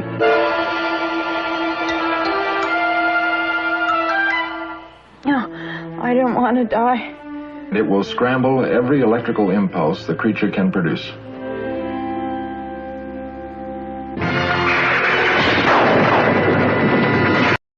And in this episode, our principal cast is accompanying Commissioner Nancy Hedford on a shuttlecraft. And they have to get her to a conference in order to negotiate some kind of contract, because isn't that always the case in these episodes? And they end up crash landing on a planetoid. And the shuttlecraft is brought down by an energy of, is it a life form? Is it energy? What is this? It is basically a cloud of glowing lights, and it causes the shuttlecraft to crash on a planet. And they find Zephram Cochrane, who will later be played by James Cromwell. And they find Zephram Cochrane, the father of the warp drive, who has been marooned on this planet, as we later find out, for a very, very long time. And this energy field thing, Zephram Cochrane knows all about it, and it is called the Companion.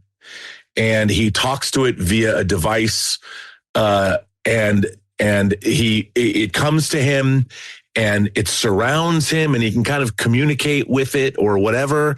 And it it's like the ultimate recharging machine. Like if you instead of plugging your USB into a plug and get power, he is being kept alive by this being that he calls the companion. Now, it speaks. We hear it speak, and it does speak later. Yes, later. And over the course of the episode, obviously Nancy Hedford she's dying. The companion sort of steps in and intervenes, and you realize that this energy being, this creature, is in fact a female, and she loves, as she calls it, the man, which I always think is funny. She loved the man, and it is. He, of course, when Zephram Cochrane finds out about this, he is not pleased. You know, his prejudices come out. He's horrified. Yeah. He's horrified that this... He calls it disgusting. He calls it disgusting. And that this incredibly alternative form of life that is diametrically opposed to corporeal human existence, and yet has devoted her life to keeping this man alive. And has developed, I mean, she's in love with him, and he can't see it. You know, he can't. But then when she can inhabit the body of Nancy Hedford and he can see her in human form, it's sort of only then does it alter his perception and makes him give up these kinds of prejudices or call it what you want. But it goes a very long way. Again, a terrific science fiction concept. And, you know, unlike the Space Marines and aliens who will tell you it doesn't matter if it's Octurian baby, we are actually seeing a relationship that could only exist somewhere in the future, only in science fiction. And it shows a human being broadening their horizons and seeing the possibility where that love can exist in the cosmos in ways we can't possibly imagine. But not really. It takes the companion to change into a human for him to accept it. Well, I mean, but yes, but you still, I understand. I'd go with you, but still, the shape of something, I mean, doesn't necessarily, he still knows what it is. Well, the Star Trek story is that Kirk and McCoy and Spock accept it. You know, they are the ones who accept it because they are, quote unquote, more advanced than more primitive Zephram Cochrane. But they also haven't had this thing. They haven't been inside this thing, interacting with it. Well, and the only time they were being electrocuted. So, yeah. But I do think, look, it might agonizer, please. It still is, I think, an incredibly beautiful episode. Yeah, absolutely. And I think that and also, look, the fact is, if you didn't have Nancy Hedford there, you couldn't have made the important thing is the soul of this creature, you know, and the way it looks. I mean, how is a human being supposed to at all interact with an energy being in any meaningful way? In the cloud. Yes, in the cloud. But I think there's the audience of the day. If you did it today, you wouldn't need Nancy Hedford. Right. You know, but I think in the 67, 68 season of Star Trek, I think it does a really great job of presenting what it needs to present. Because yes, Nancy Hedford is there, but we still see the companion. I mean, because to us, the viewer, the companion, once we know what it is beautiful. You know, it is, if they made it look like Armis from Skin of Evil, it would have been a whole different thing. But the way it's portrayed, it is beautiful. There is a beauty in it. And is there in truth no beauty? That's a different box of twinkling lights. But I do think, though, that this is a wonderful episode of Star Trek. And the production value is great. I love the look, even though it's on a stand, you know, the sets, the pink sky and the Galileo on set and Zephram Cochrane's house and everything. I love this episode of Star Trek. Yeah, I mean, obviously, and we said it before, and I don't want to repeat it, that this is a show that's not really about our characters. It's about the guest stars. But it is a very tender romance, beautifully directed by Ralph Senetsky, beautifully shot. obviously by the great Jerry Finnerman. And a lovely score. And a lovely score as well. So there's so much there that is very striking. But it's our characters that are accepting. You know, they've been out. Zephram Cochrane is a man of 2 centuries before this. Right. So he had, and the Enterprise crew has had 200 years of not just their own travels, but where humanity has come from and gone to. And they've seen wonders that Zephram Cochrane can't possibly even imagine or understand.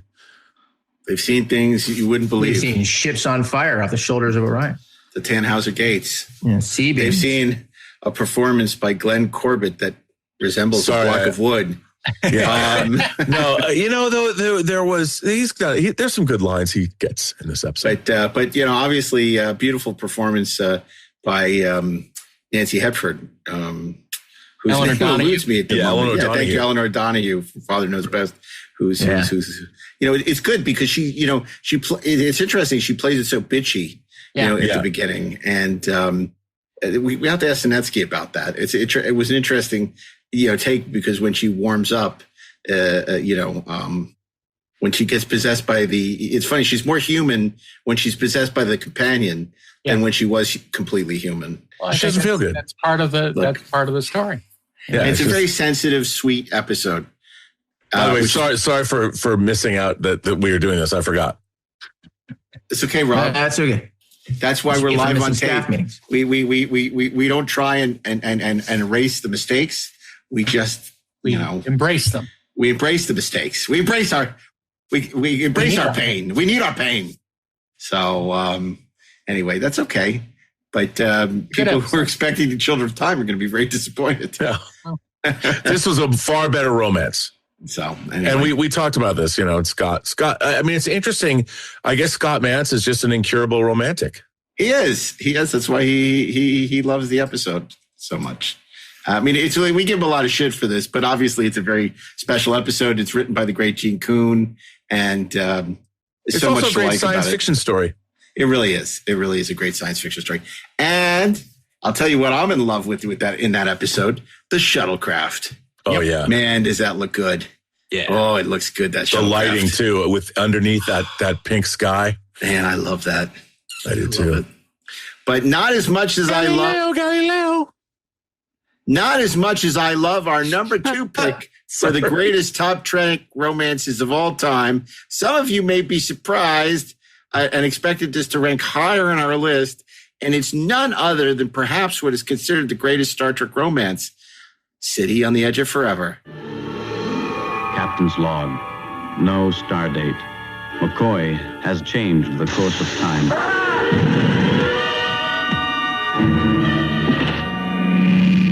What are you? I am the guardian of forever. Now. All right, come on. Oh, how careless of your wife to let you go out that way. What? One day soon, man is going to be able to harness incredible energies, maybe even the atom. Speculation. I find her most uncommon, Mr. Spock. Murderers! Assassins! I'm in love with Edith Keeler. Edith Keeler must die. Load him!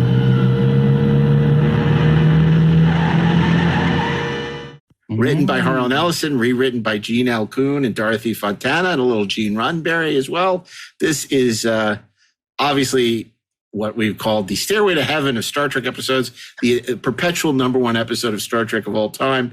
But as a romance, it is amazing when you stop to think about, by the time McCoy gets injected with cordrazine, they go to the planet, they talk to the talking donut, they jump in time. It's literally, they don't even meet Edith Keeler until at least 25 minutes into the episode.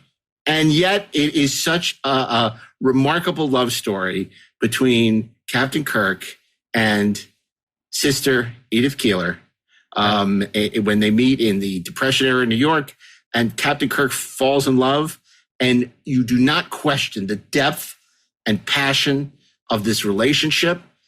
She is somebody who just radiates goodness and looking towards the future. and an optimism. She is Star Trek incarnate. Yeah. And it's a remarkable performance by a very young and beautiful Joan Collins, who's extraordinary, which is really interesting because, of course, she became very famous later on for playing the bitchy Alexis Carrington on Dynasty, which was the exact opposite of this character that she played so beautifully in City on the Edge of Forever. She was sort of Nancy Hetford. She was kind of Nancy Hetford, exactly. Exactly. It's funny because you would have thought that Eleanor Donahue would be sweet and nice. Would be a bit better Edith Keeler, but who would have known that Joan Collins would be so great? And we've talked about it a million times, how great the dialogue is, how much insight she has into the relationship between Kirk and Spock, her relationship with McCoy, which is very different than the relationship she has with Kirk. Once again, Kirk gets the girl and McCoy doesn't, but he doesn't get her for long because she gets hit by a truck. And, he almost is willing to sacrifice not only the world, but the universe for the woman he loves, but he ultimately, and you kind of wonder if Spock hadn't held him back, what would have happened? Would he have stopped himself, or would he have saved her? I don't know. Well, no, he did stop himself. Yeah. Because he stopped McCoy. That's right. He stops McCoy. That's right. Spock yells Jim. He is the force majeure. It's remarkable. And of course, we've talked about this before. We'll say it again because it was such a stupid mistake not a mistake, but a missed opportunity. In the 5 minutes that we see Kirk, we need a shorthand to show why he's in the Nexus and why he would abandon the Enterprise, his true love, and why he would be chopping wood and making breakfast. I have no idea who this Antonia character is, but we all know who Edith Keeler was. And I think we need a little retcon and say that her name was Edith Antonia. Can you imagine what Generations would have been like if they had got Joan Collins to play that part? And it would have been easy. She would have done it in a heartbeat. And expanded it. Yeah. I mean, I've never understood why that wasn't the case. Like, why no one ever thought they're to do very that. defensive about it. Whenever you ask, it's like, well, we would have had to explain to the audience who Edith Keeler was. No, and not any more than you had to explain who Antonia was. Yeah, and it would give you so many other levels. Sorry to the guy who said that we don't like anything, apparently. But it would have given it so much more depth and meaning, and it would have made that, it would have elevated that movie immeasurably. Plus, Kirk and Edith Keeler could have been living anywhere. They could have been on the French Riviera, and you could have been in the Nexus, and you could have found them because he would have been back in time, maybe, like he couldn't have had her in the future. So if the time had gone by, you would have been living in maybe the 60s. Contemporary. It could have been so cool if they had done something like that, but instead, it could be living in Berlin instead of a cabin riding horses. Yeah. I mean, it could have, from a visual standpoint, it could have been amazing. Mm-hmm. And they could have been. You could have had Kirk and them being like, I mean, Kirk could have been the president of the United States, and Edith Keeler, or Edith Keeler would have been the president of the United States, and Kirk could have been the first husband, and it could have been amazing. Yeah, absolutely. Absolutely. As a one to grow on, right? Because we were talking about how in Requiem for Methuselah, the romance feels a bit rushed. Here it doesn't. Why? What's the difference? The difference is that it doesn't, making the audience buy into a relationship between characters is not a function of time. Right. It is a function of dramatic effectiveness in really a single scene. A single scene can sell the entire relationship and make the audience go, I'm in. Case in point, speech. The train scene in Casino Royale, right? Once you see that scene, you're absolutely positively bought into it. And you get that with Edith Keeler in this episode. It's a great analogy. Similar moment for Raina in Requiem for Methuselah. The other thing I would ask is, and this is just me setting my Wayback Machine and feeling like I want to give Mark some credit on the oopsie, which is, wasn't it in Harlan's original script that it was Spock who stops Kirk from saving her? Yeah, that's a terrible fucking mistake, Harlan. You were wrong. And that's why the rewrite was better, even though you're dead, telling you you're wrong. The rewrite is because Kirk makes this sacrifice that will haunt him for the rest of his life, but it's the right thing to do. The good of the many outweighs the good of the few or the one. It's the original version of that. But to speak to Ashley's point, I mean, I'd say there's two scenes. There's not just her speech that she's giving in the mission, but it's when she's describing who Kirk and Spock are. Yes, exactly. That is the moment that it gels. And he goes to follow her, and you can see in his body movements, he's fighting it, but he's drawn to her. Yeah. And it's amazing. Imagine what a man from a post-scarcity future, would have. I mean, the accelerated admiration of somebody like Edith Keeler, knowing he was back in 1930s or Depression era, early 20s, whatever, New York, and to see a woman of what she's saying at that point in history. Was a beacon of light and hope.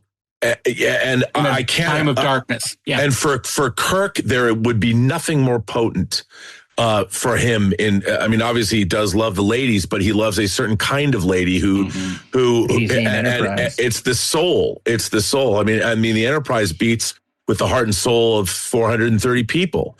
It's not just an exterior ship. It's everything that makes that ship go. Yeah.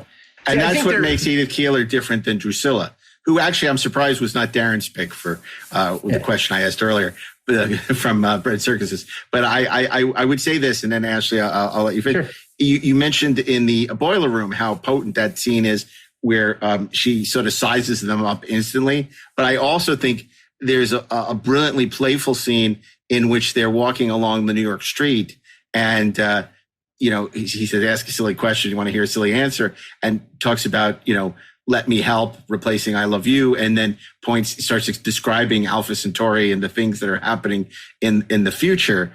And it's just, you just see the romance. But it's her that embodies what he's saying. Yeah. She is the "let me help." Sure. Because she's doing it.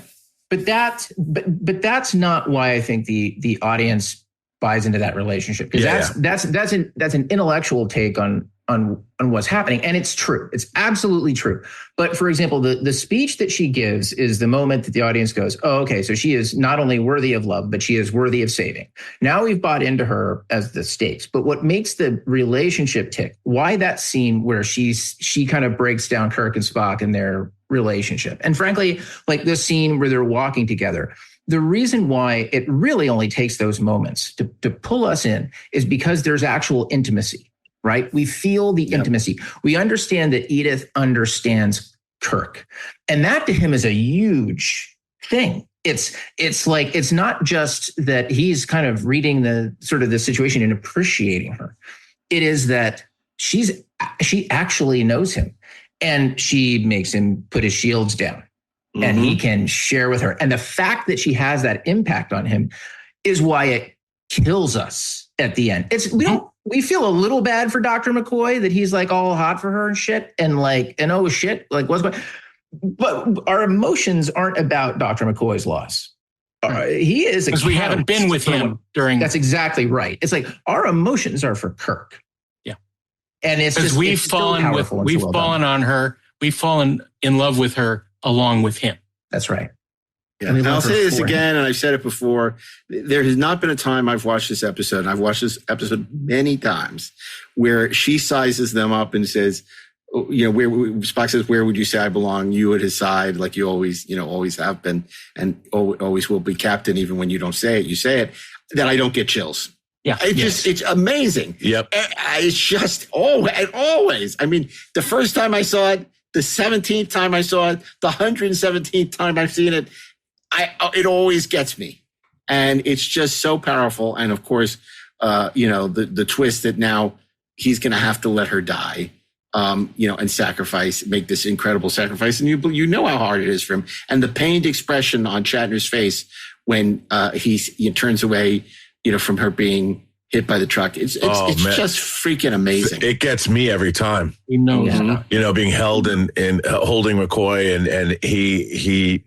Squinting the way he is, and that gets a close up. Oh, it's over the shoulder. It's amazing. No matter how more sophisticated television storytelling has gotten in terms of the technical aspects and how sophisticated the shows have gotten over time, there's this moment, this episode, it's never been topped in almost 60 years. Yeah. And we Because joked that's how about it. extraordinary he We is. joked about it before, but I'm absolutely certain that Spock did the mind meld trick on him to help him forget evil. When unprecedented times are all the time, it's time to start walking the talk with PwC. Leaders like you turn to PwC to see and stay ahead. Upskill your workforce, use intelligent automation, and transform big ideas into breakthrough outcomes. Explore the human-led, tech-powered solutions that help you thrive. It's all part of PwC. Learn more at pwc.com. Streaming now on Peacock. Paris Hilton and Nicole Richie are back. That's hot. Loves it. For a show-stopping reunion that will prove putting on an opera is anything but simple. We're really good at this. One thing's for sure, they won't be upstaged. Good to have you back. Come on, we've got a show to do. Paris and Nicole, The Encore, a 3-part reunion special. Streaming now, only on Peacock. The holidays are back at Starbucks, and there's so much to share. With classics like Caramel Brulee Latte, Peppermint Mocha, and Chestnut Praline Latte, we're celebrating everyone's flavor of festivity. Order yours in the app. With Keeler. And the that's episode why was she's running over. And that's not why she's not in the Nexus. Right, but he didn't know about Antonio like the rest of us. You're trying So to he couldn't make her forget. retcon Generations? Come on, dude. Here he did Terrible. with unification. Right. Okay. Well, that was City on the Edge of Forever, our number 2 pick. I know you're probably wondering then, wait, that's not number 1. What could possibly be number 1? But before we reveal our number 1 pick, let's turn, as we often do, to our honorary mentions, starting with Robert Meyer Burnett. Oh, do you have to start with me? Can you start with Ashley? Yes. Yeah, because we don't want you to say Children of Time again. Ashley Edward Miller, as we often do, we reveal our honorary mentions. So my honorary mention, as I often do, even though there's no Wednesday on this show, is a little out of the box. One of my very favorite romances in the history of Star Trek. The romance between an evil supercomputer AI played by Jeffrey Combs, Agamus, and an exocomp named Peanut Hamper. Star Trek Lower Decks, Season 4, Episode 7, A Few Badgies More. Now, here's what's great about it. This is as good as it gets, but for Star Trek. This is about a megalomaniacal, evil AI who wants to do nothing but rejoin with the love of his life and prove to her that he is absolutely worthy of her love and finding that his life is empty without her. But when he finally gets to her, he realizes that she has made a change in who she is, that she is no longer, this megalomaniacal, evil exocomp the way that he thought she was. And it changes him. It makes him want to be a better supercomputer. And Jeff Combs is just brilliant in this episode. It's incredibly funny. And it's a great story about love. And I love it. Okay, I can go. Okay, Rob. Sounds good. This isn't necessarily, this takes place over a couple of episodes, but I still find it moving.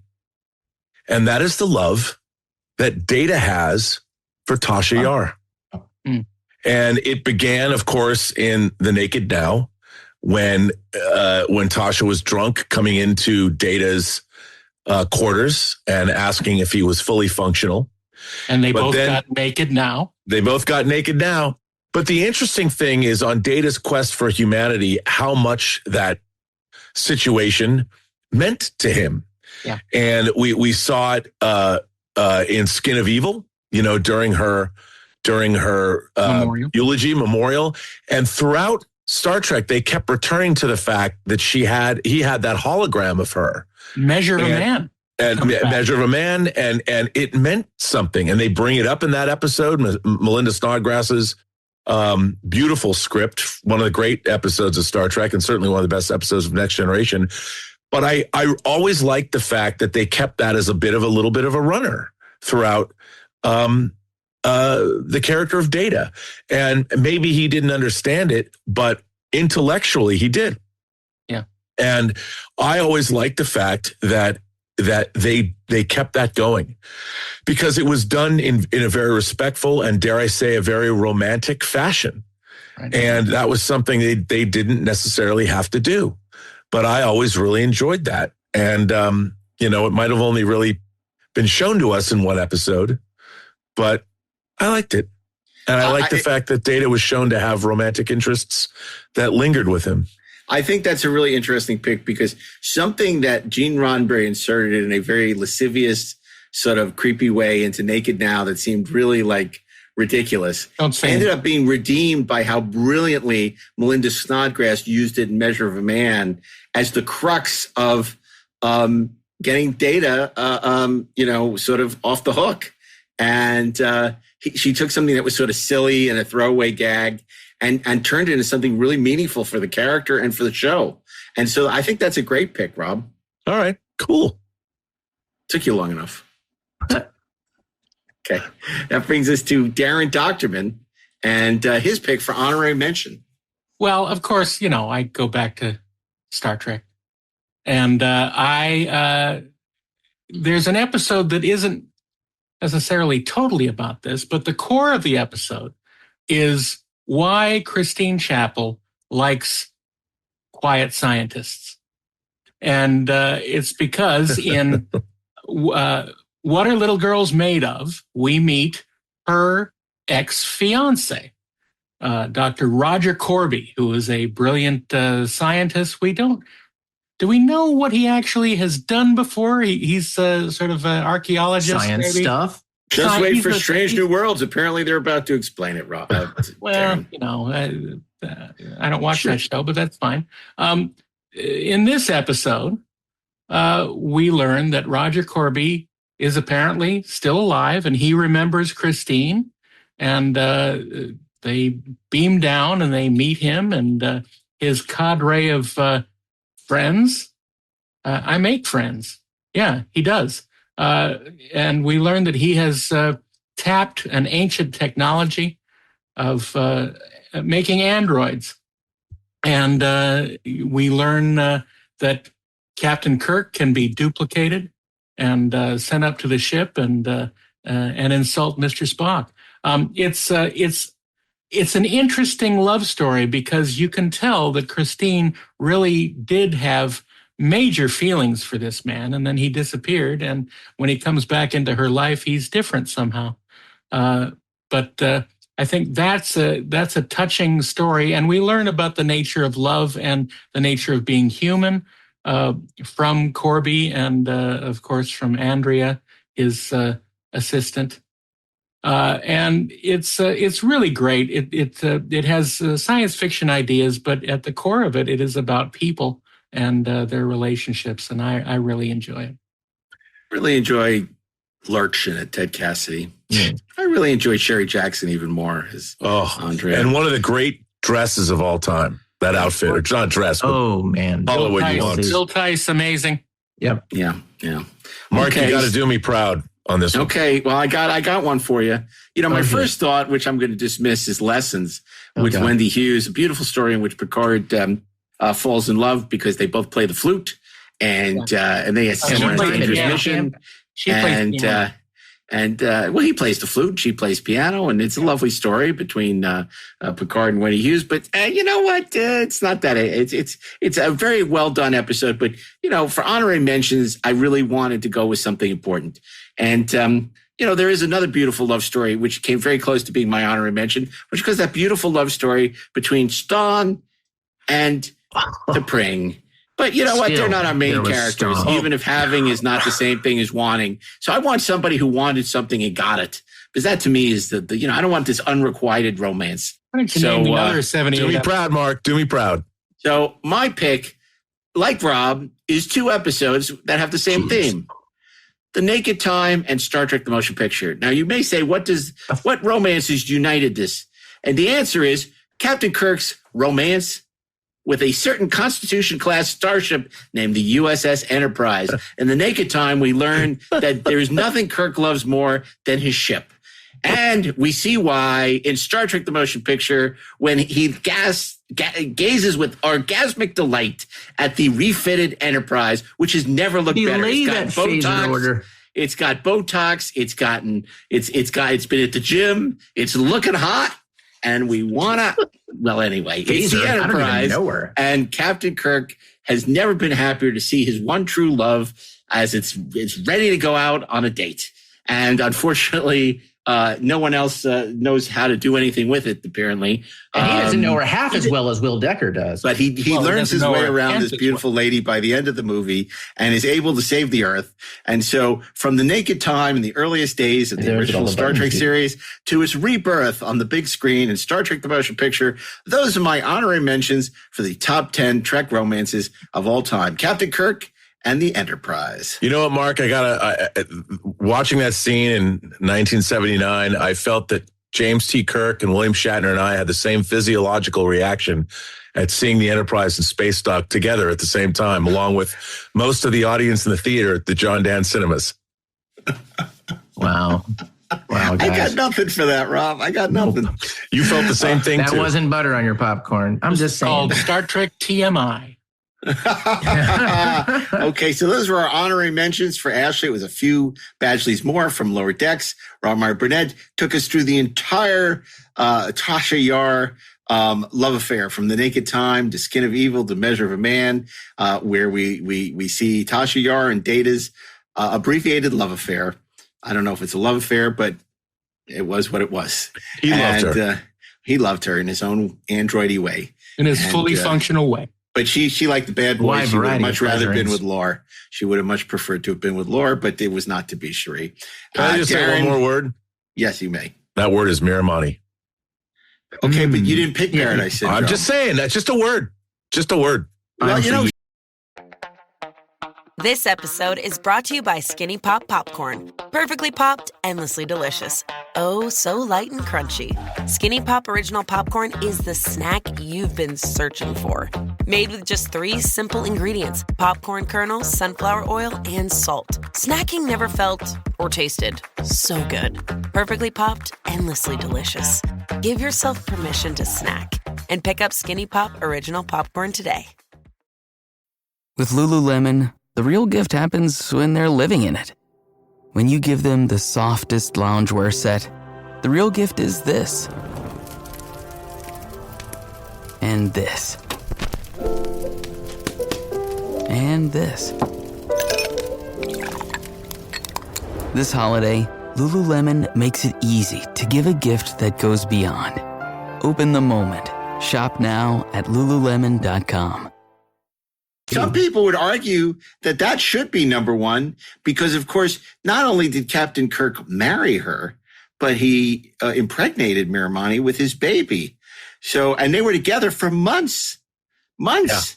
So, is Paradise Syndrome our number one pick? Well, as a matter of fact, Paradise is in the title, but it is not the Paradise Syndrome. And Darren, if you'll tell us what our number one pick for the top 10 Trek romances of all time is, in fact. It is, in fact, the time when Dorothy Fontana went up to Leonard Nimoy and said, "How would you like to have a love story?" And Leonard said, "I don't know if I can go along with that. I mean, that's really, how can you do that? I don't understand." Dorothy was able to do it because she had a script called The Way of the Spores that she was doing a rewrite on. And it was, she turned it into a Spock love story that basically, this side of paradise. Captain's log, stardate 3417.3, Omicron Ceti 3. We had expected to find no survivors. These people shouldn't be alive. Is it possible that they're not? This is Layla Kalomi, our botanist.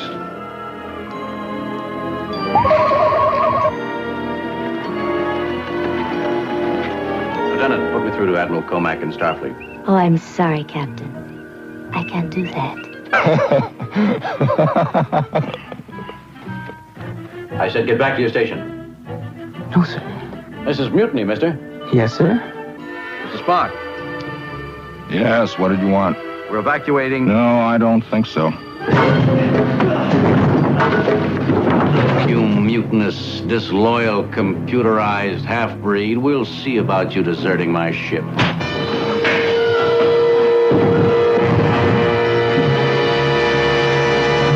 Is Spock's opportunity to let his freak flag fly and fall in love with a beautiful girl that we haven't really yet met on Strange New Worlds, apparently. Layla Kalomi. And she is this mysterious woman from Spock's past. We don't know exactly where they met, maybe on Earth sometime. We don't know. But it is mysterious. Apparently, she felt for him and he could not return the favor. But now with the aid of the miraculous love-inducing spores, Spock is able to let it all go and hang like a monkey. And it's really a very sweet story, and it's very tragic actually when we have to reject the power of the spores and go back to struggling and fighting to survive, because Captain Kirk doesn't want Spock to have any fun at all. And that's the story of This Side of Paradise is very moving, and we learn that Spock has another name, but that we couldn't pronounce it. And we also learn that a fitting attack on Spock's parents would be that he is an elf with a hyperactive thyroid, and he's a computer like his father, and and hangs out in carnivals. Well, right next to the dog-faced boy. Yeah. Well, it's funny. I'm surprised none of us picked Jill Ireland, but I guess we're all scared of Charlie Bronson coming and kicking our Charlie butts. Bronson. The ghost of Charlie Bronson. The ghost of Jill Ireland too. Yeah, that's true. But it's a wonderful love story for a character that shouldn't have one, but he does. And Rob mentioned it earlier. For the first time in his life, he was happy. That every time this was an episode I was not a big fan of when I was a kid. Yeah. Kind of like the empath. Because you don't understand. And as I grew up, I mean, the whole thing about Spock and seeing him this way, it resonated with me. And when I was in high school, this is totally an aside, but I wrote a paper about Sinclair Lewis's novel Main Street. Mm-hmm. And I always started my papers. I was in a class. My teacher's name was Carol Pankey. I had a total crush on her. And it was a class called Utopia, where we were discussing ideas of utopian civilizations. And on my paper, which I actually still have, I wrote a quote, which is, "Another dream that failed. There's nothing sadder." And that's what Kirk says about Elias Sandoval's, his idea of this community and the fact that they've built this idyllic community, but really only because of the spores. It was, to me, it was not earned, and they're living in this stagnant civilization. And it was so funny that was the only place that Spock could find love. Yeah. Was in this stagnant, unreal world. It's a metaphor for the internet. But it as I got older, that episode, and to this day, it resonates with me, and then when you see Kirk getting Spock angry, it's so transgressive. It's like, you're doing this to your friend, and it also, the love between these two guys and their friendship is really being tested, and Kirk has to push him, man. He could have been killed, and that episode, the definition of tough love. Yeah, absolutely. And as I got older, and it's so sad. Yeah. The way Jill Ireland plays the part, she's so good. And when she realizes that Spock is no longer under the thrall of the spores, it's just heartbreaking. Yeah. Heartbreaking. And it doesn't have the catharsis of the end of City on the Edge of Forever with the He Knows Doctor. Right. He knows. It's just this quiet, breaks my heart, man. Because you find Spock pitiable, and your heart breaks for Jill Ireland. So it really is a tragedy. It breaks for both of them, because that's what I'm saying. But yeah, and she's a strong woman. She's obviously very capable, and she probably wound up on this colony because of Spock.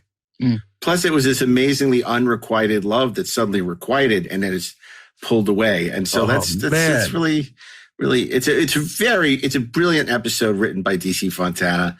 The fact that and again, this is a lot of people may say, how come not City on the Edge? Why did you guys go with This Side of Paradise? And the reason for that is because it was an unlikely love story. It was an impossible love story, a Spock love story. Yeah. And DC Fontana cracked the code on it. And it's not contrived at all. It's romantic. Told. It's beautiful. And it's a great love story that even Leonard Nimoy didn't believe. At all. Yeah. So that's why it's our number one pick in this category. And, it difficulty of the dive. With Amok Time, which is not on our list for obvious reasons. Obviously, that's another not a love episode. Story. No, it's a hate story. Business story. That's a business story. That's right. That's Succession. Greed is good. Yeah. That's our Greed is good list. For a bunch of Ferengi episodes and Amok Time, because T'Pring is greedy. She wants his lands and his estate and his name and Stan. Well, she's not greedy. She just deserves what she deserves, She's logical. Yeah. And if you read Diane Duane's Spock's World, she tries to destroy the Federation too. Awesome. T'Pring? Yes. Why? Yeah, because she's T'Pring, man. She's a woman scorned, dude. She wasn't really scorned. Because she's a T'Pring. You gotta read that book. Dude. Diane Duane was a master. Yeah. She was. She still is. There you go. That was our number one pick. This Side of Paradise, the number one most romantic episode of Star Trek. And it obviously helps that it's shot on location, which is also luscious. The beautiful Disney Ranch and, all these beautiful locations. Again, shot by Ralph Sinetsky, who also gave us Metamorphosis. He just understood at his core how to tell these romantic stories in the original Star Trek. And more credit to him. There are not a lot of great Star Trek romances. Well, there's Metamorphosis. There's This Side of Paradise. There's Bread and Circuses. You could also argue, Picard is about romances gone off the rails. I mean, there's that beautiful scene, that wonderful scene where they get out of prison, Riker and Troy and Worf. Worf makes that sort of cagey aside about Troy that's so funny, but also the fact that Riker and Troy have had their ups and downs, and it does more for that relationship than any other series ever did, including Nemesis.